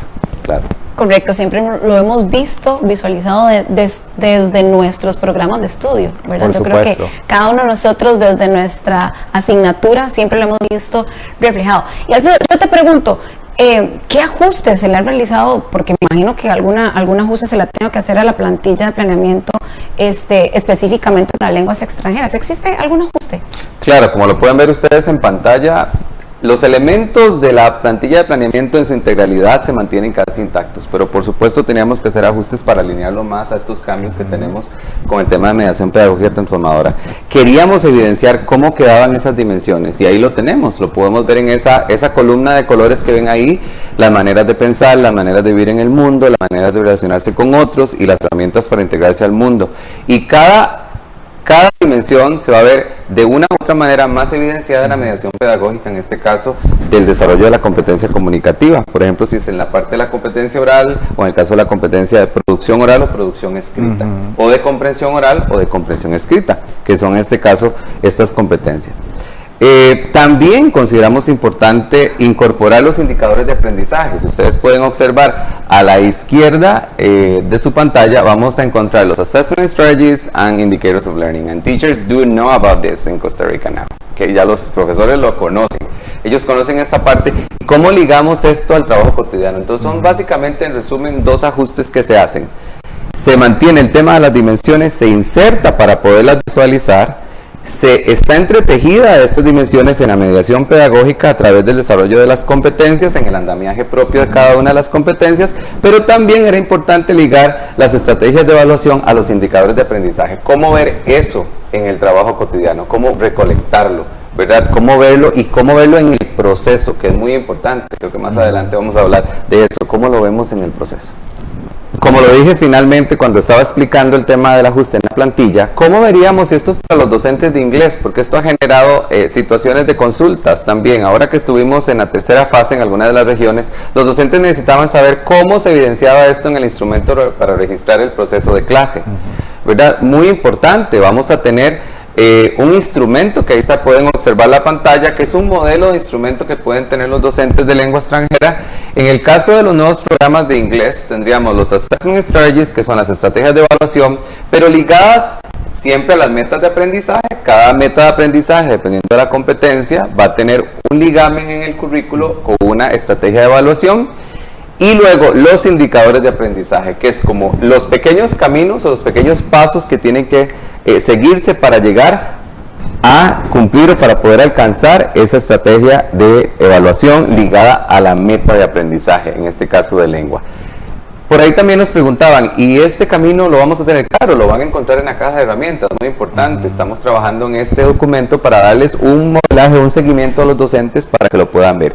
Y como el trabajo cotidiano es un proceso, ¿verdad? Es un proceso, y el docente lo observa a lo largo de un periodo específico y toma decisiones de cambio, como vos lo decías, tomar decisiones, reflexionar sobre esa mediación nueva, transformadora, lo podemos ver con una escala de medición de logro, en este caso desempeño, y para nosotros hemos puesto un 1, 2, 3, que sería not achieved, por ejemplo, que el estudiante no puede lograr la tarea, ¿verdad? Porque no es memoria, no son elementos de memoria, no es el saber solo, sino la tarea, es decir, el acto de comunicación en el contexto específico. No es la tarea, para que me entiendan acá en la audiencia, no es la tarea como tal, sino la tarea comunicativa, que puede ser simple o compleja. Luego un 2, que sería en progreso, donde el estudiante puede lograr la tarea con alguna dificultad y necesita mejorar, que para esto es importante el progreso que llevamos a lo largo del trabajo cotidiano, observar a los estudiantes para poder realimentar la mediación y volver a reparar para poder ayudar a esos estudiantes a mejorar. Y el 3, que sería, bueno, eso sería el 2 in progress and 3 achieved, donde la persona estudiante puede lograr la tarea sin ninguna dificultad. Recordar que esta decisión y esta observación que hacemos, lo hacemos a lo largo del periodo, y el estudiante puede ser que se mantenga en un 1, en un 2 o en un 3 y pueda consolidar el logro de este indicador de aprendizaje al final del proceso, ¿verdad? Entonces recordar que esta observación es continua, ¿verdad? Es continua, el profesor toma decisiones, se devuelve a la mediación, realimenta el proceso y le da seguimiento a los estudiantes en este caso. Como estamos en un proceso de reforma y vamos por el cuarto año, también era importante aclararle a los docentes que estaban trabajando con los grados o niveles escolares en donde no está todavía el nuevo programa de estudios. Entonces también en la caja de herramientas van a encontrar un documento para registrar el progreso de clase, en donde van a encontrar una plantilla alineada con estos programas 2005. Entonces también igual vamos a usar una escala de medida 1, 2, 3, not achieved, in progress and achieved, pero sí tenemos elementos, en este caso los objetivos lingüísticos y lo que llamábamos anteriormente Evaluation of Learning Outcomes o Criteria, sería lo equivalente a los indicadores de aprendizaje. Para esto también se les va a dar insumo a los docentes en la caja de herramientas, donde van a poder encontrar y accesar para que tengan de igual manera de dónde servirse para poder utilizarlo. En este caso los indicadores de aprendizaje, que son consultas que nos han hecho los docentes desde las diferentes regiones. Compañeros, y para ir cerrando y engranando todo esto que ustedes me han comentado, nos han compartido a todos nosotros, ¿qué otros aspectos deberemos de considerar en la mediación pedagógica transformadora que ustedes nos puedan comentar en este momento? Bueno, quizás un aspecto esencial ahorita que podríamos facilitar a los docentes también para que tengan claridad es que el proceso de transformación pedagógica no es solamente lo que yo plasme en el planeamiento, también tiene que ver mucho, como lo dijimos inicialmente, cómo distribuyo el ambiente de clase, el espacio físico. Entonces nosotros hemos potenciado en este caso, en algunos ejemplos de planeamientos del mes de febrero, la importancia de distribuir ese salón de clase de otra manera. Entonces, en la siguiente imagen que vamos a observar, podemos ver que podríamos usar el salón de clase haciendo un uso distinto del mobiliario, por ejemplo, con lo que es un espacio para conectar, otro espacio donde el estudiante pueda descubrir y finalmente un espacio donde aplique esos conocimientos. Esto no tiene un orden establecido tampoco, o sea, podría ser que yo primero empiece aplicando ciertas cosas y a partir de eso descubra y pueda conectarlo con conocimientos que ya tenía, o sea, puedo alterar ese orden.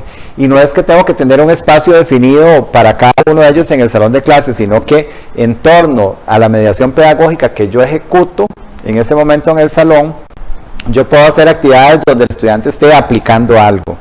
y ellos saben que está en el momento de aplicación y entonces distribuyo el salón de clase de una manera distinta, pero luego quiero que más bien descubran, entonces organizo el salón de clase de otra manera para que ellos sepan que están en un proceso de descubrir nueva información y finalmente puedan, no sé, quiero que conecten toda esa información que descubrieron y aplicaron en situaciones de la vida real y organizo el salón de clase de otra manera. Esto es esencial porque el proceso de mediación pedagógica tiene que ser paralelo también a lo que sucede en el salón de clase y ese cambio que encontramos en el aula. No sé, esto me parece que sería quizás una reflexión importante de hacer en este momento.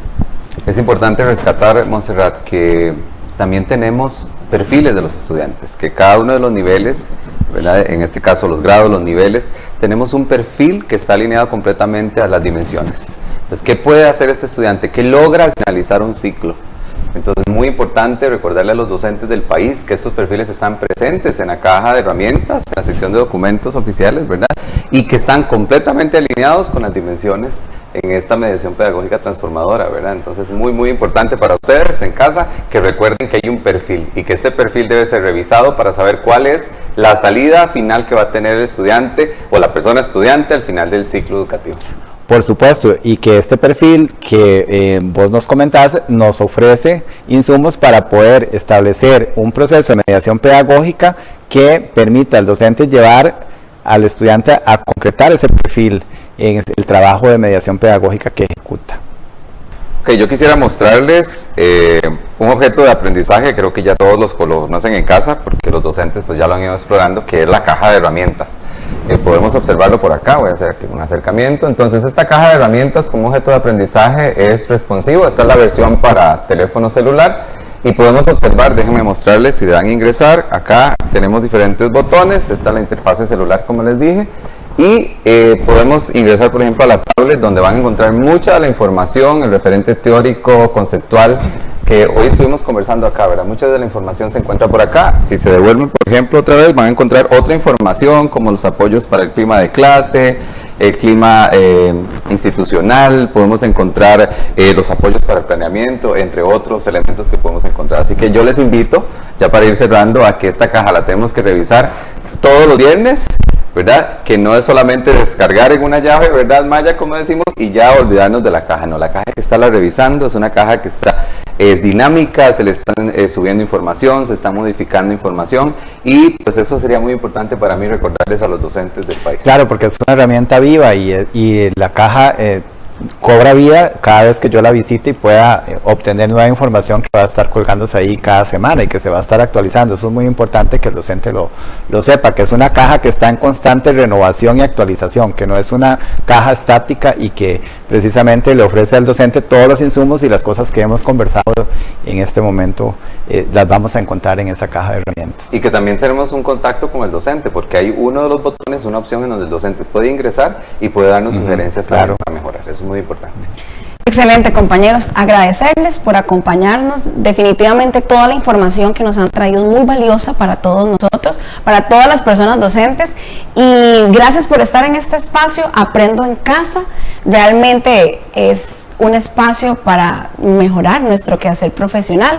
Pero queremos agradecerles también a cada uno y a cada una de ustedes por acompañarnos el día de hoy. Definitivamente este espacio no sería el mismo sin su presencia. Así que muchísimas gracias y recordemos, año 2020, transformación curricular, una apuesta por la calidad educativa.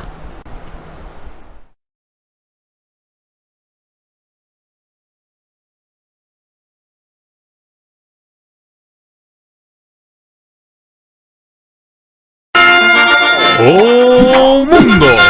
Les presentamos la única e inigualable agua.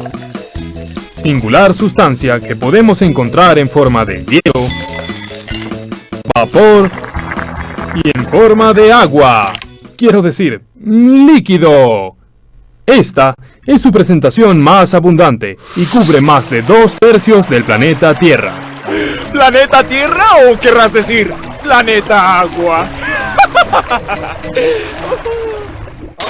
El agua existente en el planeta es casi en su totalidad salada y pertenece a océanos y mares. Casi el 2% se encuentra congelada en los casquetes polares y glaciares y tan solo 0,007% Es agua potable y se encuentra en lagos, ríos y acuíferos formados por la lluvia. Todo esto es posible gracias al ciclo del agua.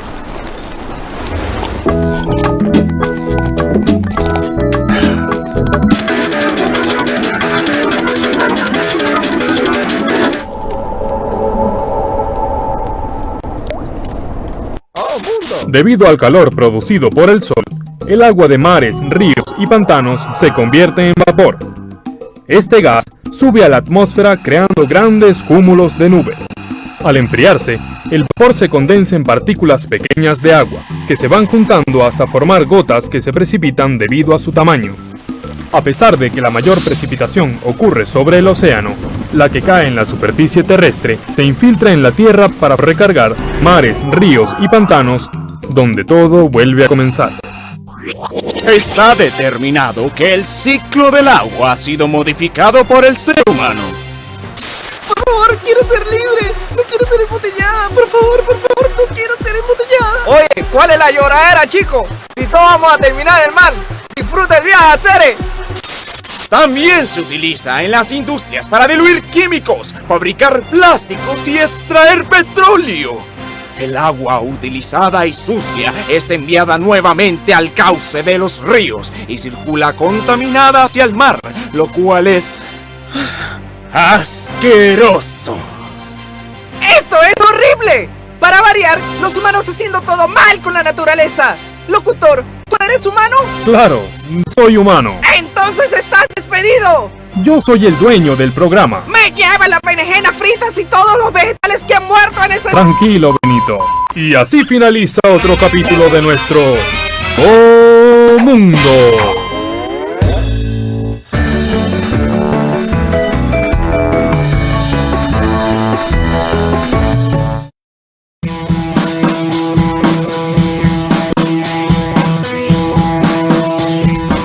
Ahora vamos a preparar otra receta que es alcohol en gel a partir de un gel base, y para ello vamos a preparar alcohol 70 grados a partir de uno de 96.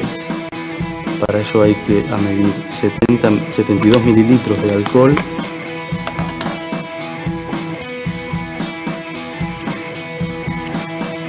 y 28 de agua.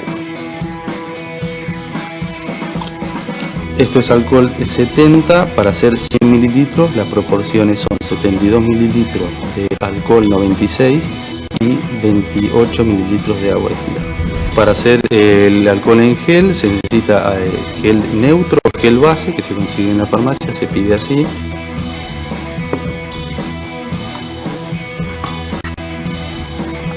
Se va incorporando el alcohol 70 al gel, se va revolviendo.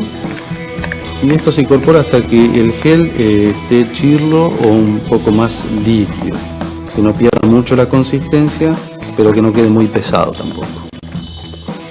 Se va incorporando en pequeña cantidad el alcohol, porque si no el gel se rompe, es como si se cortara. Una vez llegada la consistencia adecuada, ya tenemos el gel listo para usar, no hay que esperar 72 horas. La forma correcta de aplicarse, previo lavado de las manos, que es muy importante. Palma de las manos, de esta forma, el pulgar,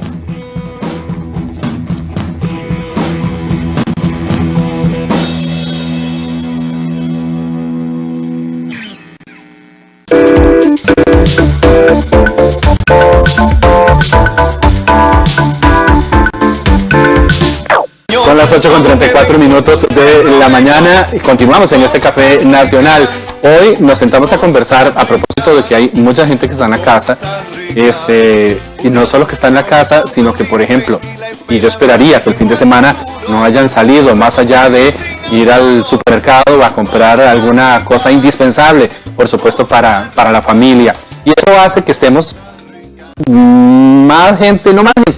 que estemos al mismo tiempo en un espacio físico, y eso debe llevarnos a analizar, a estudiar un poquitito, a ponerle atención a esa forma de convivencia que tenemos en nuestros hogares, y lo que deseamos es que esa convivencia pues sea sana.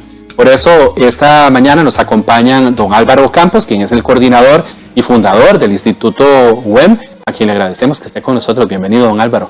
Muchas gracias, buenos días. Un placer. Y también nos acompaña don Luis Calderón, quien es psicólogo del Departamento de Salud y Ambiente de Dirección de Vida Estudiantil del Ministerio de Educación Pública. Y solo lo voy a decir una vez, para no gastarnos tiempo en el nombre. Perfecto. Don Luis, muchas gracias por estar con nosotros. Muchísimas gracias. ¿Qué entendemos por convivencia sana? ¿Qué es la convivencia sana? ¿Puede ser la convivencia sana para mí algo y para otra persona otra cosa o no? Sí, perfectamente.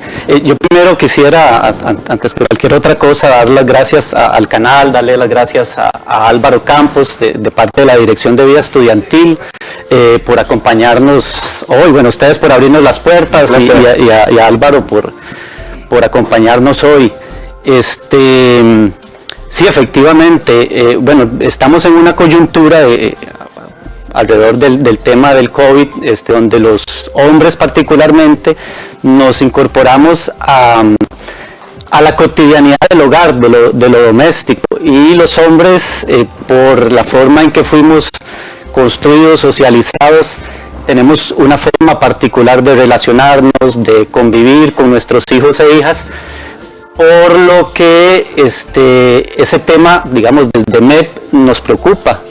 Nuestros niños, niñas y adolescentes están en los hogares, ellos están acostumbrados a estar mucho tiempo con mamá, algunos, digamos, cuando pues la mamá no trabaja fuera del hogar, que sí sabemos que lo hace mucho dentro del hogar, siempre, pero los chicos no están acostumbrados a estar tanto tiempo con papá, y los papás no estamos acostumbrados a estar tanto tiempo con los chicos. Entonces esa es la inquietud que nos traía ahora precisamente. No sé si con eso respondo a tu pregunta. Que esperemos eso no sea malo, ¿verdad? El estar mucho tiempo juntos, eso no debería de ser malo, ¿no, Álvaro? Sí, bueno, pero por lo general estar mucho tiempo juntos, si no sabemos manejar la situación, trae problemas.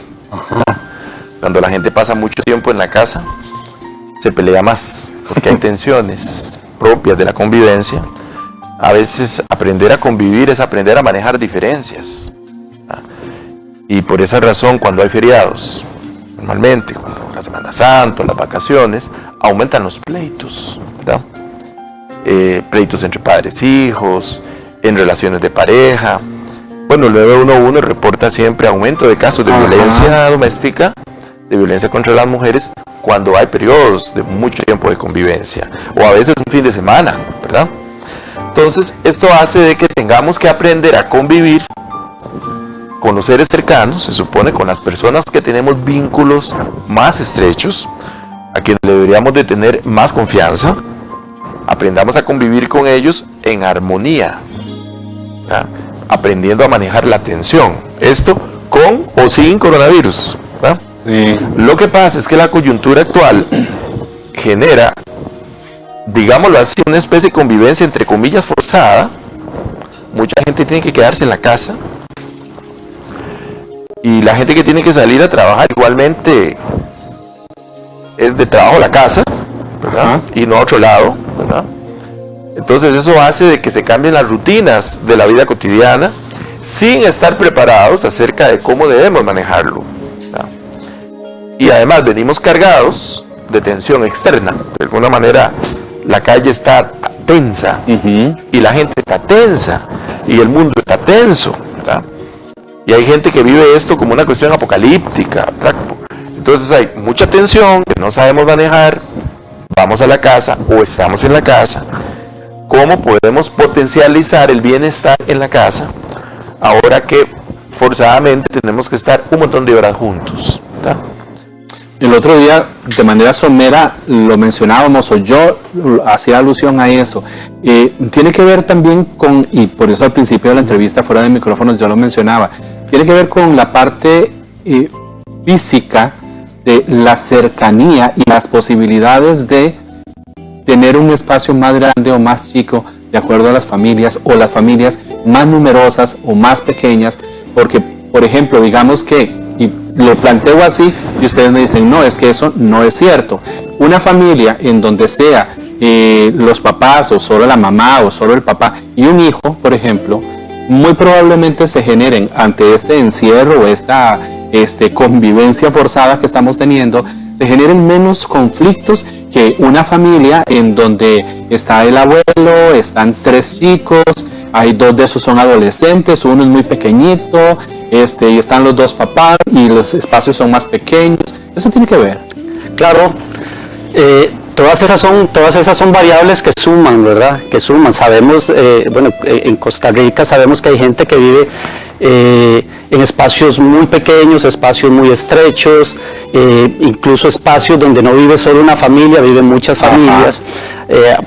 Otros tenemos el privilegio o tendrán el privilegio de convivir en espacios mucho más amplios, familias mucho más pequeñas, donde lo que decía Álvaro, cualquier roce, cualquier desaveniencia, de alguna manera se resuelve o se aplaca, yéndome yo a mi cuarto y el otro a su cuarto, etcétera, ¿verdad? Respetando espacios. Exacto, ¿no?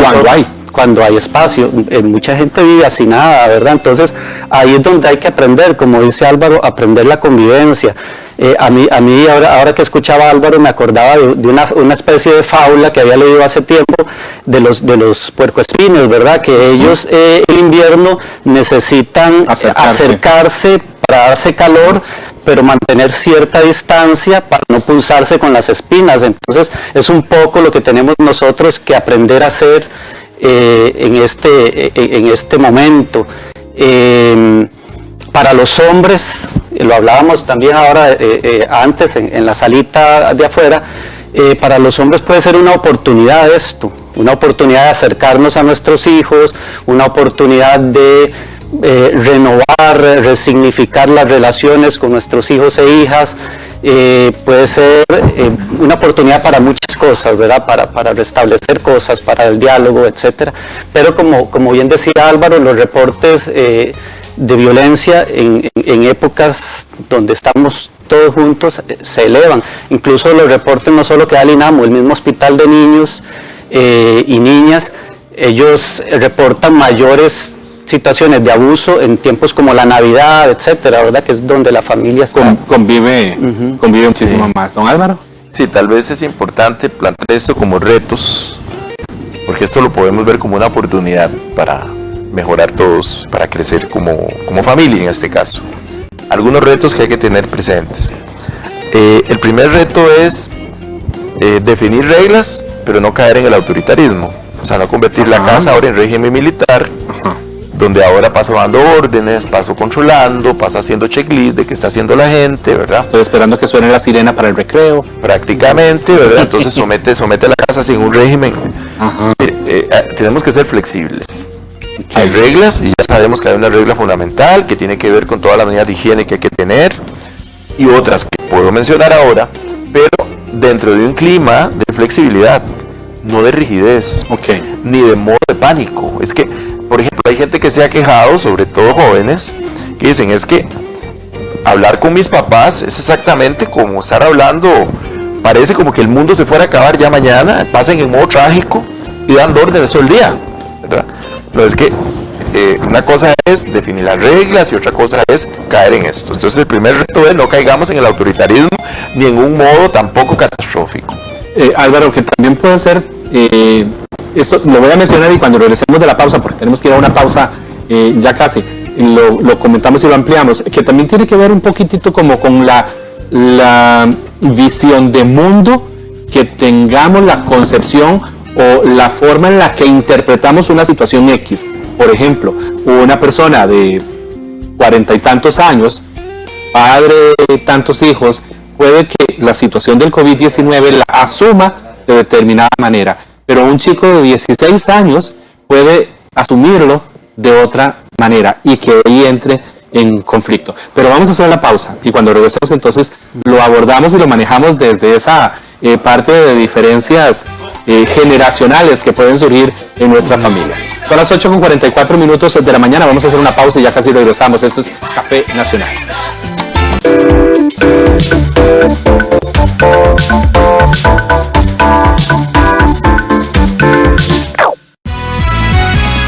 La Junta de Protección Social informa que en atención a la directriz girada por el Ministerio de Salud en torno a la situación generada por el COVID-19, suspende la realización del programa Rueda de la Fortuna desde el sábado 21 de marzo y hasta nuevo aviso. Estaremos informando por este medio la fecha de reanudación del programa. Gracias por la comprensión y les invitamos a seguir las recomendaciones del Ministerio de Salud. El reconocido Festival Cervantino, en su versión número 47, nos lleva este viernes 3 de abril hasta Guanajuato, México, donde disfrutaremos de la soprano Cindy Gutiérrez, acompañada del cuarteto de cuerdas Pax-Sky, en un homenaje a compositores de Guadalajara de la talla de José Alfredo Jiménez, Joaquín Pardavé y Juventino Rosas, a las 9 de la noche, y con repetición el domingo 5 a las 4 de la tarde, en 13, Costa Rica Televisión.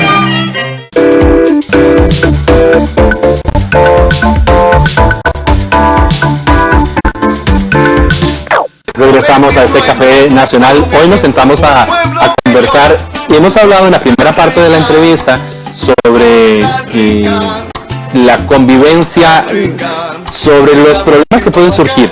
Dentro de un momentito, obviamente, nuestros invitados nos van a explicar qué podemos hacer al respecto, ¿verdad? Hoy nos acompaña don Álvaro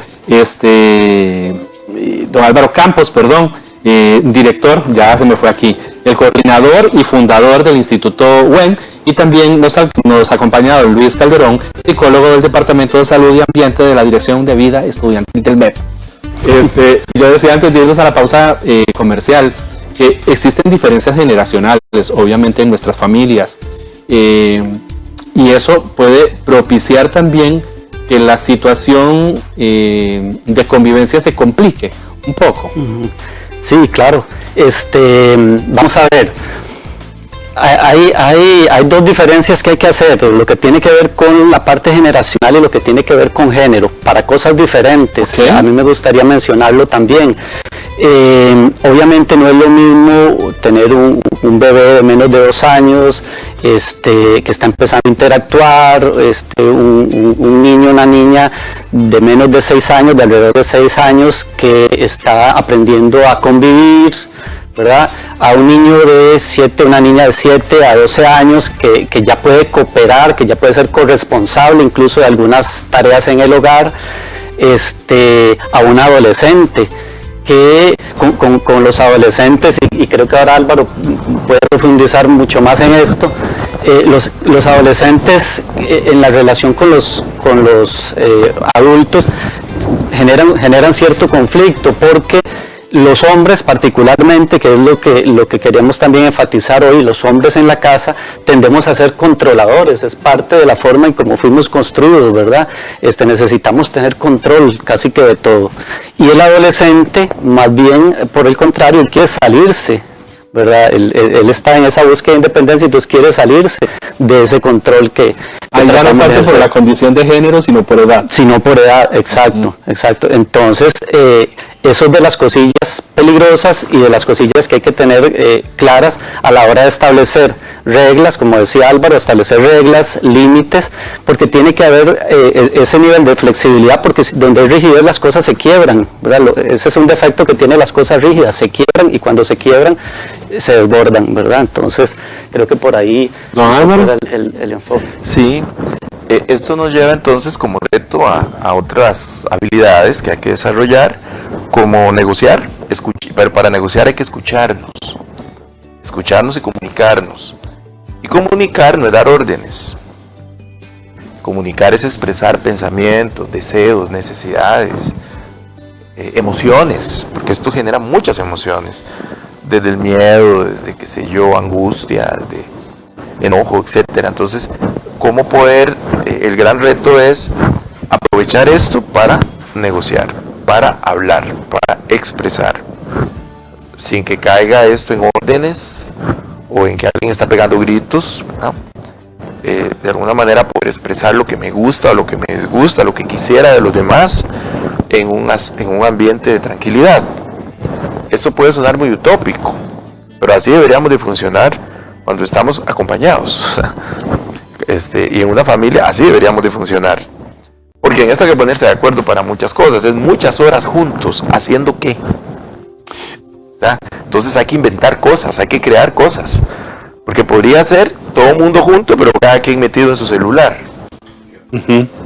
Pero ¿qué vamos a hacer en conjunto? ¿Verdad? ¿Qué hacer para no aburrirnos? ¿Qué podemos hacer juntos? Cosas que tal vez no hacíamos antes, y ahora podemos aprovechar este tiempo para hacerlas.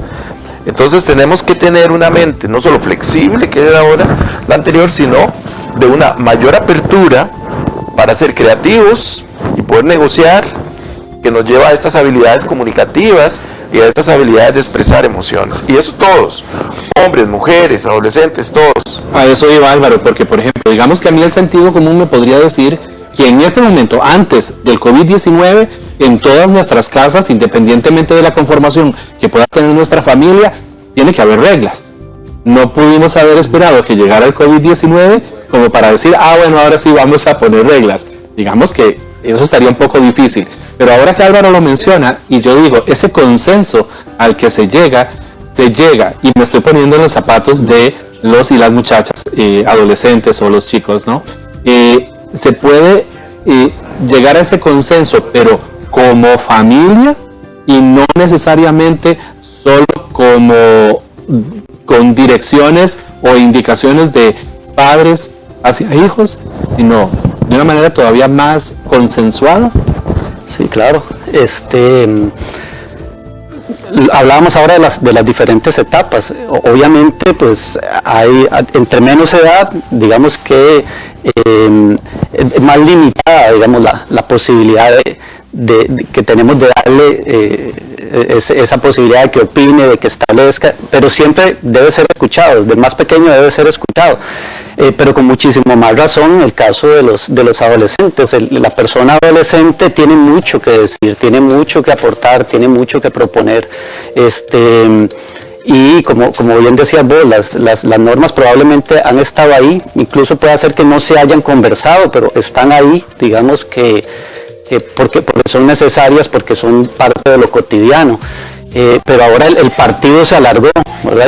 Ya no son esos periodos cortos, sino que ahora es para decirlo así, una mejenga de 24 horas. Entonces hay que revisar, ¿verdad? Hay que revisar porque los tiempos se complejizan en ese sentido. Sí. ¿Cómo nos damos cuenta cuando hay un problema? Y voy a poner este caso, y ahora que Luis lo estaba mencionando, muchos papás hombres no están, eso es una realidad, aunque hay muchas mujeres trabajadoras, pero hay muchos hombres trabajadores, padres, que habitualmente no están dentro de la casa. Si ahora están ahí, por ejemplo, digamos que la casa solo tiene un televisor, y entonces el papá nunca tiene derecho a manejar el control remoto. Estoy yéndome a un caso simple, ¿no? Y entonces se crea todo un conflicto porque ahora el papá está en la casa y el papá quiere manejar el control remoto y quiere decidir qué se ve. ¿Cuándo nos damos cuenta de que hay un problema y que hay que actuar? Sí. Bueno, cuando la negociación se convierte en un conflicto van a haber siempre, pero un conflicto de enfrentamiento, de estar el pleito, el grito.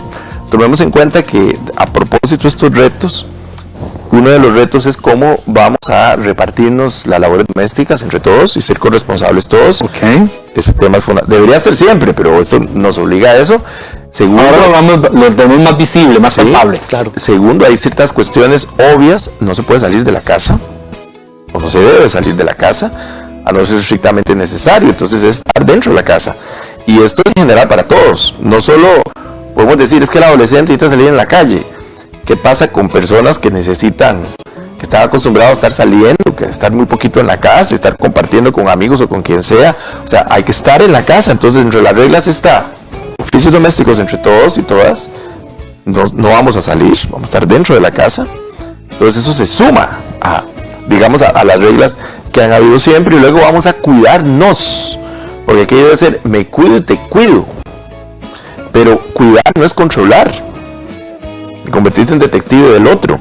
Entonces esos son los retos que mencionaba y que tenemos que hablar entre todos, y algo muy importante, aprender a compartir solidariamente, aprender de que todo no está en función mía, el mundo no gira alrededor mío, Y si es un televisor o 2 televisores, y somos 6 personas, ¿cómo vamos a negociar los programas? Porque no se va a hacer lo que yo quiera o lo que el otro quiera. Entonces, esas pautas de negociemos y repartamos, donde yo me voy a estrujar un poco y el otro se estruja también para ganar todos un poquito, no estamos acostumbrados a vivir así. Ese es el problema. Y esto nos obliga, en media crisis, a usar esa herramienta de negociar. Y esa herramienta de negociar se tiene que utilizar en 2 niveles. Por ejemplo, ya casi para finalizar, en la relación que yo tengo con mis papás o que tengo con mis hijos, pero también la relación horizontal de los hijos como tal, en aquellas familias en donde hay, por ejemplo, 3 chicos o hasta 4 hijos o 2, por ejemplo, y que ellos también en su relación horizontal tienen que aprender de esa dinámica de negociación para, como quien dicen popularmente, llevar a la fiesta en paz. Claro. Sí. Ellos tienen que aprender, pero nosotros como padres tenemos que mediar también, ¿verdad? Tenemos que mediar muy bien en esa parte porque obviamente si tenemos 3 hermanos las edades no van a ser las mismas, a menos de que hayan sido trillizos, digamos, vamos a tener gente de diferente edad, que todavía hay muchas familias, aunque las familias ahora tienden a ser de un hijo, 2 hijos, lo más, todavía hay muchas familias que son 3, y ahí es importante un tema que nos preocupa y que no queremos dejar de lado, y es el tema de género, ¿verdad? Porque históricamente, tradicionalmente, en el espacio doméstico se le ha relegado a la mujer a las labores de la casa, y los hombres fuimos construidos para buscar la calle, para estar siempre afuera. Entonces ahora estamos obligados como papás a estar dentro, y deberíamos ser modelo de corresponsabilidad, ¿verdad? En el sentido de asumir no solo el control del televisor, sino también compartir las labores, el lavado de trastos, el lavado de ropa, la limpieza de la casa y demás, pero además distribuir estas labores con nuestros hijos e hijas de acuerdo no al género, sino a la edad. Si yo tengo una chiquita de 10 años, no tiene por qué ella ser la que cocina y el mamulón de 15 años tranquilamente sentado con el papá viendo televisión, ¿verdad? Entonces hay que tener muy claro eso, los tiempos han cambiado y ahora la forma de ver esa relación en familia de acuerdo al género tiene que cambiar también. Yo les quiero agradecer de verdad que hayan compartido con nosotros esta mañana. Estaba tratando de visualizar tiempos atrás. Es que estaba pensando yo también que es increíble que en el año 2020 podamos pensar que hay familias con realidades así, cuando ya uno pensaría, y alguien como yo, de mi generación, que tiene esas situaciones más que superadas. Claro. Pero no es así en toda parte. Don Álvaro Campos, muchas gracias del Instituto BIM, muchas gracias por habernos visitado. No, muchas gracias por la invitación. Nada más recordar, último, estamos en un barco y hay una tempestad afuera. Así es. Y tenemos que ver qué hacemos en ese barco, y en ese barco estamos también jugando con esas bolitas, así para que no nos caiga ninguna. O sea, es difícil la situación, pero el gran reto es cómo llevar ese barco en paz, como usted bien lo dice. Así es. Y también don Luis Calderón, psicólogo del MEP, muchísimas gracias por habernos acompañado. Gracias a ustedes de parte de la Dirección de Vida Estudiantil, gracias a Álvaro. Recordar que para cualquier consulta que tenga la audiencia con respecto a este tema, ya sea que se la dirijan a Álvaro o a mi persona, lo pueden hacer a través del correo vidaestudiantil@mep.go.cr, vidaestudiantil@mep.go.cr, y desde ahí nos la canalizan a Álvaro o a mí, cualquier consulta, observación. Muchísimas gracias a ambos. Gracias.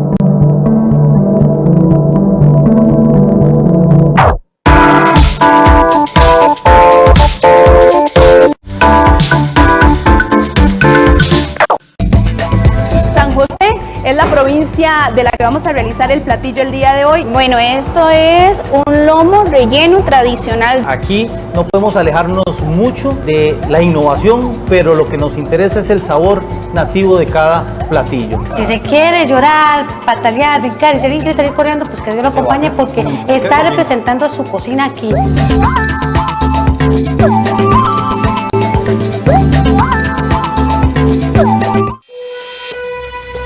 Estamos enojados, agresivos. Las redes sociales nos someten a un mundo de espejos. Ya no dialogamos, solo hay reclamos, censura y protesta. ¿Qué nos hace realmente felices? Juzgamos a la gente por sus creencias. ¿Quién decide lo que es políticamente correcto? ¿Perdió la sociedad su rumbo? ¿Quién o qué nos está dividiendo? ¿Podremos encontrar nuevamente una razón común? Esta semana, en 13, Costa Rica Televisión.